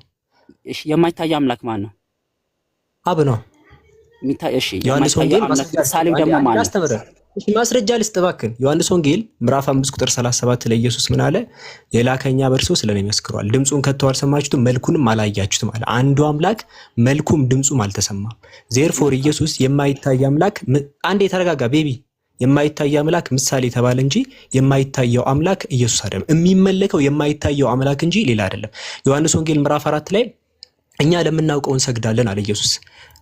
መዳን ከአይሁድ ነው፣ ለአብ እንደሚሰግድ ይናገራል። ኢየሱስ ራሱ ዝቅ ብሎ የሚሰግደው የማይታየውን አምላክ ነው የሚያመልከው እንጂ ራሱን አይደለም የሚያመልከው ገና ሲጀመር ማለት። ስለዚህ ይሄኛውንም አብረህ ተማር። ወደ ሁለተኛው ጥያቄ ግባ። በጣም ጥሩ። እርሱ የማይታየው አምላክ አምሳል ነው። የማይታየው አምላክ አብ ነው ካልክ የማይታየው አምላክ አምሳሉ ማን ነው? ምሳሌ። እሺ ምሳሌው ማን ነው? ምሳሌ ምን ማለት ነው የሚለውን ምን ማለት ነው? ምሳሌ ምን ማለት እንደሆነ ታውቃለህ? ምሳሌ ማለት ትክክለኛውን ነገር የሚገልጥ ማለት ነው። ምሳሌ ማለት ራሱ አይደንቲካል ማለት ነው። አይደንቲካል ሳይሆን ትክክለኛውን ነገር መግለጥ የሚችል ማለት ነው። ምሳሌ ማለት ምን ማለት ነው የሚለውን ስንነሳ ምሳሌ የጽድቅ የምናምን ምሳሌ ነው። ለምሳሌ አንደኛ ጢሞቴዎስ ለምን 3:16 ላይ የእግዚአብሔርን የመምሰል ሚስጥር ያለ ጥርጥር ታላቅ ነው፣ በስጋ ተገለጠ ይላል። እዚህ ቅድስና ነው። መጨረሻ ላይ ምን ይላል? አንዴ ተረጋጋ። ሙሉን አንበው። አንዴ ያውኑ ላይ ነው እዚህ ጋር ያለ ነው። አንዴ ተረጋጋ። ቅድስና ነው። እሺ ወደዛ ጥቅስ እንሂድ። ወደዛ ጥቅስ ሙሉን አንበው። እግዚአብሔርን የመምሰል ሚስጥር ያለ ጥርጥር። እሺ አንዴ እየጠየቀኝ እኮ ነው። ጠያቂ አይደለ? አሁን የአሁን ቆላሲስ 1:15 ያጀማ ጨርሰናል። አሁን ወደ አንደኛ ጢሞቴዎስ ሄደን እሺ ካልጨረስ እዚህ ጨርሳ። እዚህ ጨርሳ ወደዛ ስለገባ አንድ ሲደመር አንድ ሳይገባው 10 ሲደመር 10 አስረዳኝ ይለኛል። አንድ ሲደመር አንድ ከጨርሶ ነው ወደ 10 ሲደመር 10 የትኛው ምረጥ አንዱ ነው? ኦፒኒየን እዛው የራስን ኦፒኒየን እዛው ጥቅስ እየጠቀስኩ ነው እያስተማርኩ ያለው ታርፈ ተማር አንተ ልጅ ጥቅስ እየጠቀስኩ እኔ ላስረዳ አትፈልግም ጥያቄ ጠይቀኝ አንተ እኮ አሁን እየተወያየኝ ሳይሆን እየጠየከኝ ነው እኔ እየተመለስኩልህ አንተ እየተወያየን ሳይሆን አንተ እየጠየከኝ እኔ እያስተማርኩ ነው አሁን ጥያቄን አርፈ ጠይቅ የጥያቄ ጨምላቃ አንተ ነው ያየው እሺ ጠይቅ የጥያቄ ጨምላቃ አንተ ነው ያየሁት ማይመልስ ቁጭ እየጠየቀም የሚሞላቀቅ ማለት ነው እየመለስክ እኮ አይደለም እየጠየቀኝ ይሄ የራስ ኦፒኒየን ነው እሺ ጠይቀኝ አሁን ጥያቄ ያላባከነ ወደ ሶስተኛው ጥያቄ የማይታየው አምላክ አምሳል ነው የተባለው አምሳል የተባለው ማን ነው? ኢየሱስ ነው አምላክ ነው ስለማይል ማለት የማይታየው አምላክ ሌላ ነው። ዮሐንስ ወንጌል ምዕራፍ 5 ቁጥር 37 ላይ ዝም በል አሁን ወደ ዮሐንስ ወንጌል አትሂድ በዛው በቆላሲያስ እንጨርስ ብለዋል። እያብራራን ነው በራስ ፕሪንስ እያብራራን ነው እያስተማርኩ ስለሆነ የማይታየው አምላክ አብ ነው ካልክ የማይታየው አምላክ አምሳሉ ኢየሱስ ክርስቶስ ነው ካልክ አብ አይደለም የማይታየው አምላክ አብ አይደለም የማይታየው አምላክ አብ ነው እና ታዲያ ምን ካልክ ብለህ ለምን ትነሳለህ? ታዲያ ካልክ ብለህ ለምን ትነሳለህ? እመን አምነህ ቀጥል ነው ብለህ ተነስ። በቃ ችግር የለውም እኮ ብራዘር። በቃ እመና ስትማር አንዳንዴ ማመን አለብህ። ስትማር እያመንክ ተስማማን። ወደ ቀጣኛው ጥያቄ የማይታየው አምላክ አብ ነው ካልክ የሚታየው ደግሞ የማይታየው አምሳል ነው ካልክ ሌላ ክርስቲያን ሕፃን ልጅ አንተ ምንም ጥያቄ መጠየቅ ሁሉ አልሰው እኮ ጥያቄውን ለመጠየቅ አንደኛው ወደ ሁለተኛው ጥያቄ ግባ። ወደ ሶስተኛው ጥያቄ ወደ ሶስተኛው ጋር አወጣልሃል። እሺ እኔ ልጠይቃው አትውጣ እንዳትወጣ እኔ ልጠይቃው በተራ አልጨረስም። አንድ ጥያቄ ጠይቅ። እሺ ጠይቅሽ። በጣም ክርስቲያኖች እኮ መጠየቅ ተፈጥሯል የተባለው ለማን ነው? ቁጥር 16 ላይ ስለመታደስ ነው የሚያወራው። ሁሉ ነገር በእርሱ ተፈጥሯል ታድሷል አይልም። ስለመታደስ ነው የሚያወራው አይልም። ተፈጥሯል ነው የሚለው ታድሷል። ስለመታደስ ነው መፈጠር የሚለው ቃል በማደስ ይገባል ቃሉ። ውሸት በቃ ውሸት። እሺ መፈጠር የሚለው በማደስ እንደሚገባ አታውቅም? ላሳይህ። በሰማይና በምድር ያሉ የሚታዩና የማይታዩን እሺ እንዴ ውሸት ማስረጃ ልስጥ። አንተ ዮሐንስ ይሰማል እንዴ? እየመለስኩልህ እኮ ማስረጃ ጠይቀኝ። ልስጥ ማስረጃ ትፈልጋለህ? ማስረጃ ተጻፈው እየሄድን ነው እየተባባልን ያለ ነው። መፍጠር የሚለው ቃል በማደስ ይገባል። ማስረጃ ትፈልጋለህ? በል ማስረጃ ማትፈልግ ከሆነ አርፈህ ቁጭ በል። እንዴ እኮ ማስረጃ ልስጥህ። መፈጠር የሚለው ቃል በማደስ እንደሚገባ ማስረጃ ልስጥህ። ወይስ ማስረጃ አትፈልግ? ተመሳሳይ አውድ ነው። ማስረጃ ልስጥህ። አምጣ። ክፈት እንትን መጽሐፍ ቅዱስ ላይ ሁለተኛ ቆሮንቶስ ምዕራፍ 5 ቁጥር 17። እሺ ሁለተኛ ቆሮንቶስ ምዕራፍ 5 ቁጥር 17። አውዱን ከላይ ጀምር አንብብልን። እስከዛ ድረስ ሌላ ክርስቲያን ይቀጥል። ክርስቲያኖች ይኸውልህ ካለ አለማወቃቸው ብቻ ሳይሆን ሊሆን ካለማወቃቸው ድርቀታቸው ምንም የሚያውቁት ነው። ካለማወቅ ምናምን አትበል።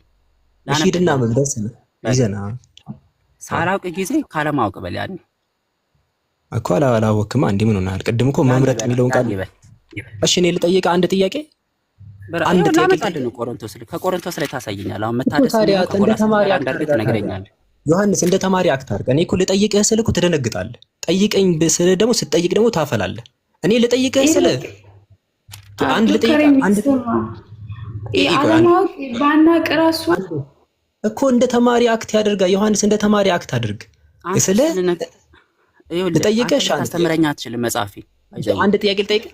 አንድ ጥያቄ ብቻ ልጠይቅህ። ጠይቅ። በጣም አሪፍ ጥያቄ። አሁን አንድ ጥያቄ ብቻ ልጠይቅህ። ማቴዎስ ወንጌል ምዕራፍ 5 ላይ ግባ።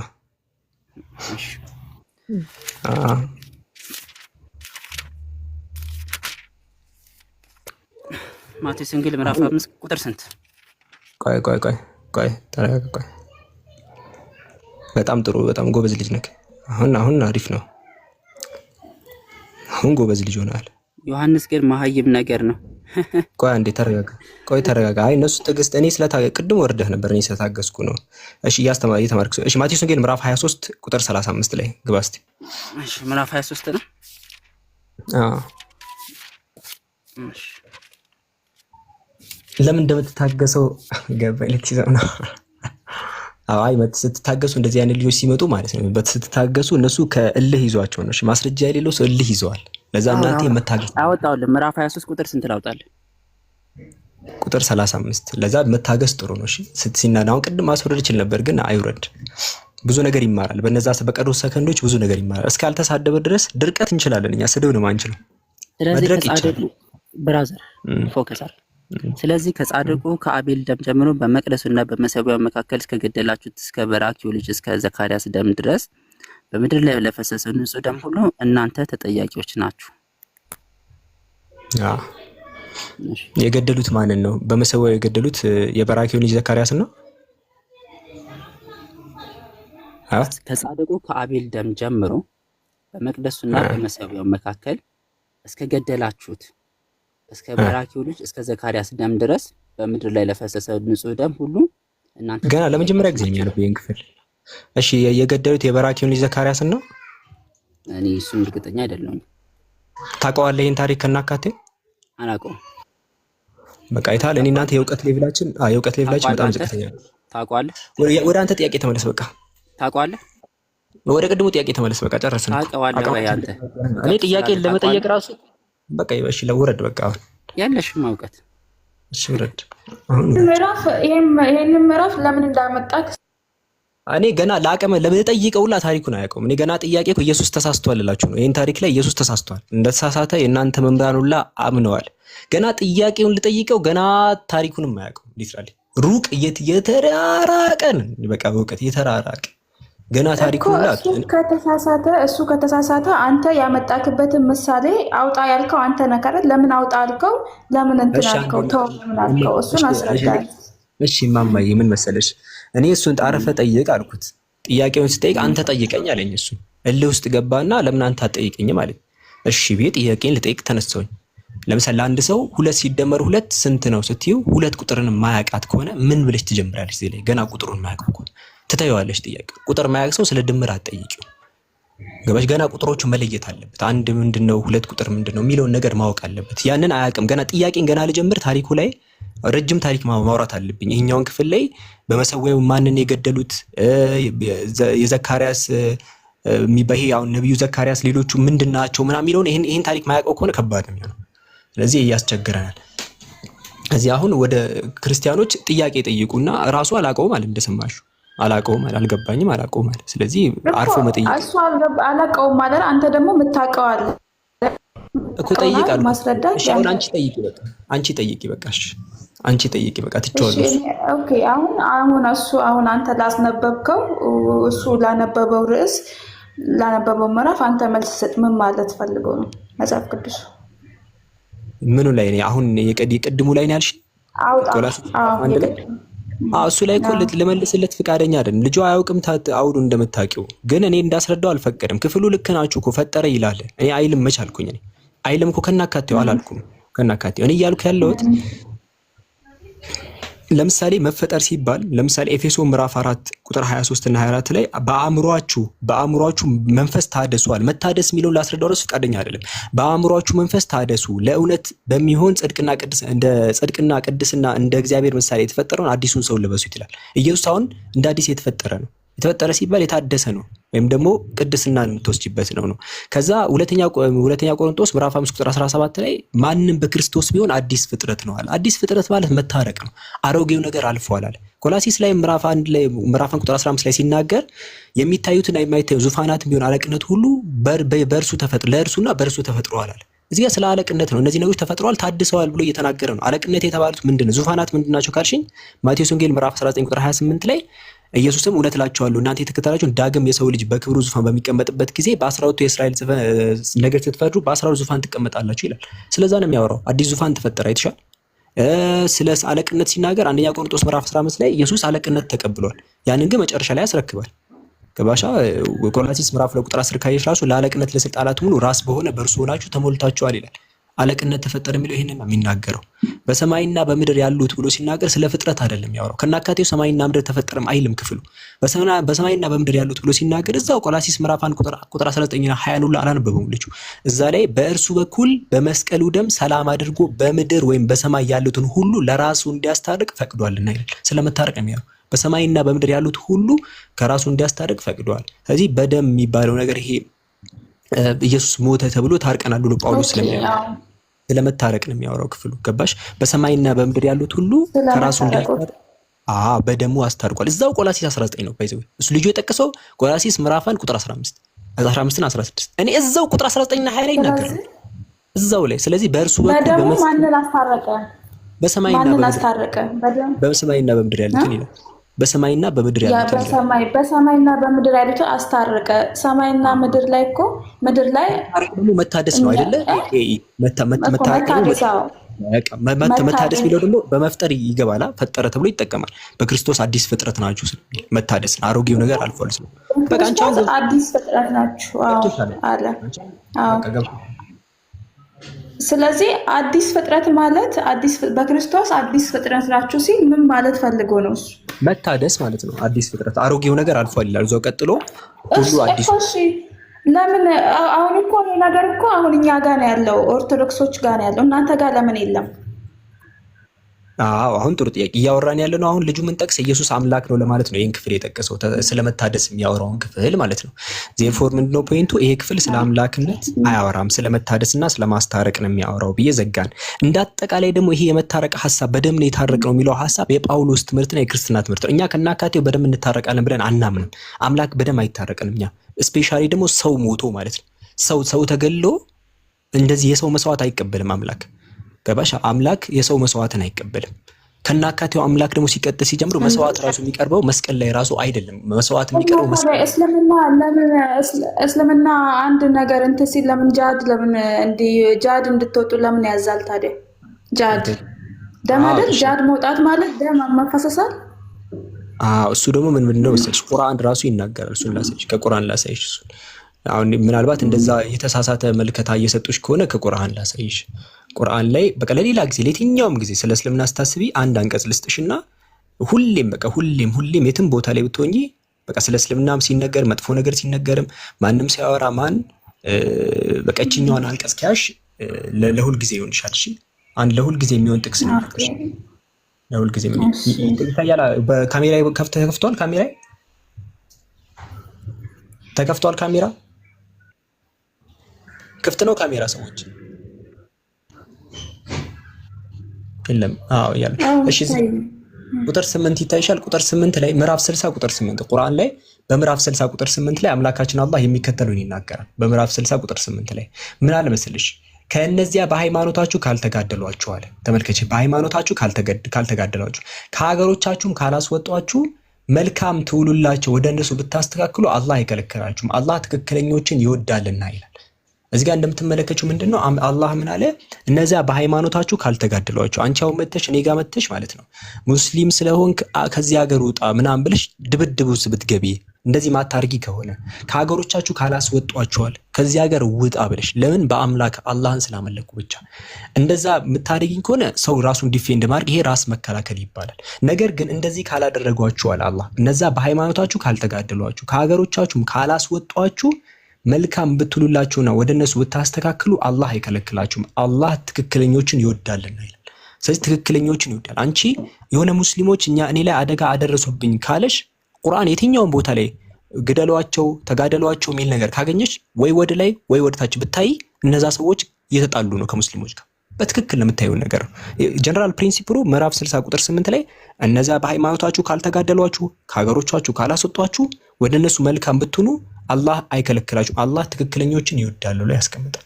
እዚህ ይሄ ነው ጀነራል ፕሪንሲፕሉ።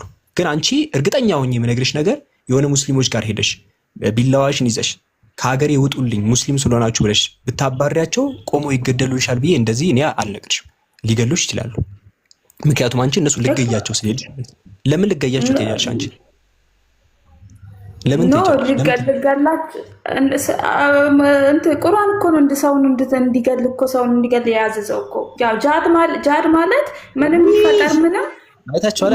ክርስቲያኖች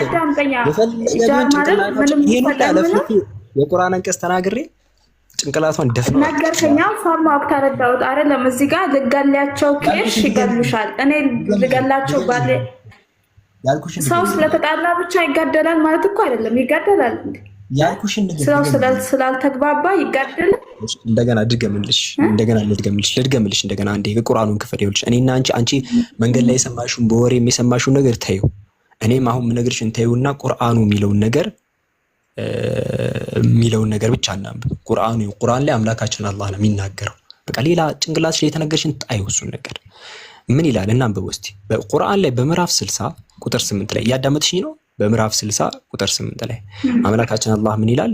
ከእነዚያ በሃይማኖታችሁ ካልተጋደሏችሁ ማለት ሙስሊም ለምን ሆናችሁ ብሎ የማይጠርቧችሁ ከሆነ ቢላዋቸውን ይዘው የማይመጡ ከሆነ ከሀገሮቻችሁ ካላስወጧችኋል ከዚህ ሀገር እንዳትኖሩ በተወለድሽበት ሀገር በሃይማኖትሽ ምክንያት ውጪልኝ ካላሉሽ በስተቀር ካላሉሽ በሰላም ከኖሩ ለነሱ መልካም ብትሉላቸው ወደ እነሱ ብታስተካክሉ አላህ አይከለክላችሁም። አላህ ትክክለኞችን ይወዳል ይላል። ስለዚህ አላህ በሰላም ብትኗኗሩ ይወዳል ይላል። መቼ ነው ሲባል ኤክሰፕሽን ያስቀመጠው ወይም ደግሞ ከሰው ተጣሉ ብሎ ያስቀመጠው መቼ ነው?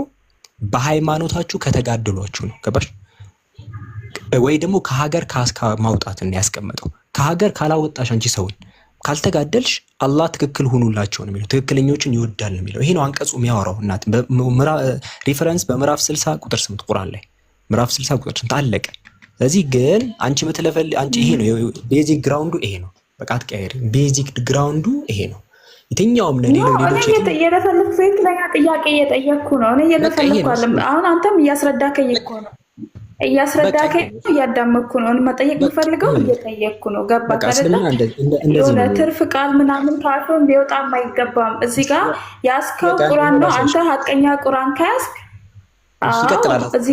እዚህ ጋር ቁርአንን የሚያክል ነገር ይዘህ ከአፍህ ክፉ ቃል መውጣት አይገባም ሲጀምር። እኔም መጠየቅ የምፈልገውን እየጠየቅኩ ነው። መስማት ያለብኝም ደግሞ ከአንተ እየሰማህ አይደል? አንዴ ወደ ሀሳቡ ተመልሽናት። በቃ ተተክል ሶ ቅድም ምን እያልክ ነበረ? ክርስቶስ የአብ ልጅ ያው እንደ ልጁ መርጦታል ተብሎ ይወሰዳል ብለክ ነበረ።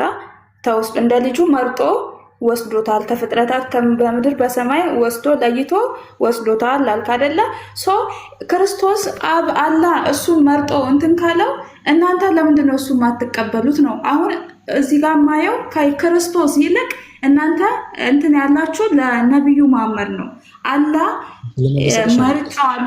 መርጫለው ልጄ ነው እያለ እሱን እያወራችሁ ለምንድን ነው መሐመድን አስፈልጣችሁ እንትን የምትሉት ከኢሳ ማለት ነው? በቃ ለመለሰች የመጀመሪያው ነገር ልጅ መባል መምረጥ ልጅ ምናምን የሚባለው ነገር በመጽሐፍ ቅዱስ ላይ መልካም ተግባርን ነው። አንድ አካል ጻድቅ የሆነ አካል ይመረጣል። መምረጥን ነው የሚያስብ። ልጅ የሚለው ቃል ሲገባ ይሄ ልክ እኛ እንደምናስበው አይነት ወይ አይደለም የሚጠቀሙት። ተርሙ ቃሉ በራሱ ትክክል አይደለም ይሄን መጠቀም። ነገር ግን እነሱ ሲጠቀሙ ግን በትርጉም ደረጃ ግን እንደዛ አስበው አይደለም። ለምሳሌ አንድ አካል ያለ አባት ከተወለደ የእግዚአብሔር ልጅ ሊባል ይችላል። ሉቃስ ወንጌል ምዕራፍ 3 ቁጥር 38 ላይ የኢየሱስን የዘር ሐረግ ሄዶ ከሄደ በኋላ የቃይናን ልጅ የሄኖስ ልጅ የሴት ልጅ አለ። ሔዋንን የሴት ልጅ አለ። ለምን ሄኖስን የሔዋን ልጅ ስለሆነ የሴት ልጅ አለው። ሔዋን ደግሞ ከአዳም ስለመጣች የአዳም ልጅ አላት። አዳም ደግሞ አባት ስላሌለው የእግዚአብሔር ልጅ አለው። እዚህ አንድ አካል አባት ካሌለው የእግዚአብሔር ልጅ ሊባል ይችላል። ጀስት አዳም የእግዚአብሔር ልጅ ተብሏል። ለምንድን ነው የተባለው? አባት ስላሌለው ነው። ሉቃስ ወንጌል ምዕራፍ 1 ቁጥር 34 ላይ ወንድ ስለማላቅ እንዴት ልጅ ይኖረኛል ስላለች ኢየሱስ የእግዚአብሔር ልጅ ቢባል ምንም አዲስ ነገር የለም። አባት የሌላቸው ሊባሉ ይችላሉ። ሁለተኛ ደግሞ መልካም ተግባርን አሳይቶ ሊገባ ይችላል። ይሄ ቃል ማቴዎስ ወንጌል ምዕራፍ 5 ቁጥር 9 ላይ የሚያስታርቁ ብፁዓን ናቸው የእግዚአብሔር ልጆች ይባላሉ ይላል። ሰዎች መልካም ተግባር የሚያደርጉ አካላት የአምላክ ልጅ ይባሉ ይችላሉ። ይሄ ሙእሚን ለማለት እኛ ለምሳሌ ሳሊህ ምንለው እንደዚህ ለማለት የምንጠቀመው የመጽሐፍ ቅዱስ ቃል ጸሐፊዎች የእግዚአብሔር ልጅ እያሉ የሚጠቀሙት ምክንያቱም አሁን ዮሐንስ ወንጌል ምዕራፍ 8 ቁጥር 44 ላይ ሰው ኢየሱስን ሊገሉት የሚናገሩት የአባታችሁን ስራ ታደርጋላችሁ ነፍሰ ገዳዮችን ሲላቸው ከዛ ዝቅ ብሎ ምን አለ? እናንተ የአባታችሁን ታደርጋላችኋል። ከዲያብሎስ ናቸዋል። የዲያብሎስ ልጆች ናቸው ማለት የዲያብሎስ ወልዷቸዋል ሳይሆን የዲያብሎስ መንገድ ይከተላሉ። ለዛ ነው የዲያብሎስ ልጆች የተባሉት። ዜርፎር የዲያብሎስ ልጆች ሲባሉ የእሱ የባህል ልጆች ሳይሆን በስራ ተግባር ከተባለ እንግዲያውስ ኢየሱስም የእግዚአብሔር ልጅ ሲባልም በዛ ወይ ነው። ሌሎችም አካላት በዛ ወይ ሊጠቀሱ ይችላሉ። መንፈስ የተቀበለ ሀገር እግዚአብሔር ልጅ ይባላል። ስለዚህ ሁሉም ሰው የእግዚአብሔር ልጅ ነው። አዲስ ኪዳን ላይ ሊትራሊ በቃ አብዛኛው ሰው የእግዚአብሔር ልጅ ነው። መጽሐፍ ቅዱስ ተጠቅላላ ማለት ነው። ስለዚህ የእግዚአብሔር ልጅ ማለት መልካምነትን ለማሳየት የምንጠቀመው ቃል እንጂ የአምላክ የባህሪ ልጅ የለውም ከናካቴው። ስለዚህ ለመልእክተኝነት የተፈጸመ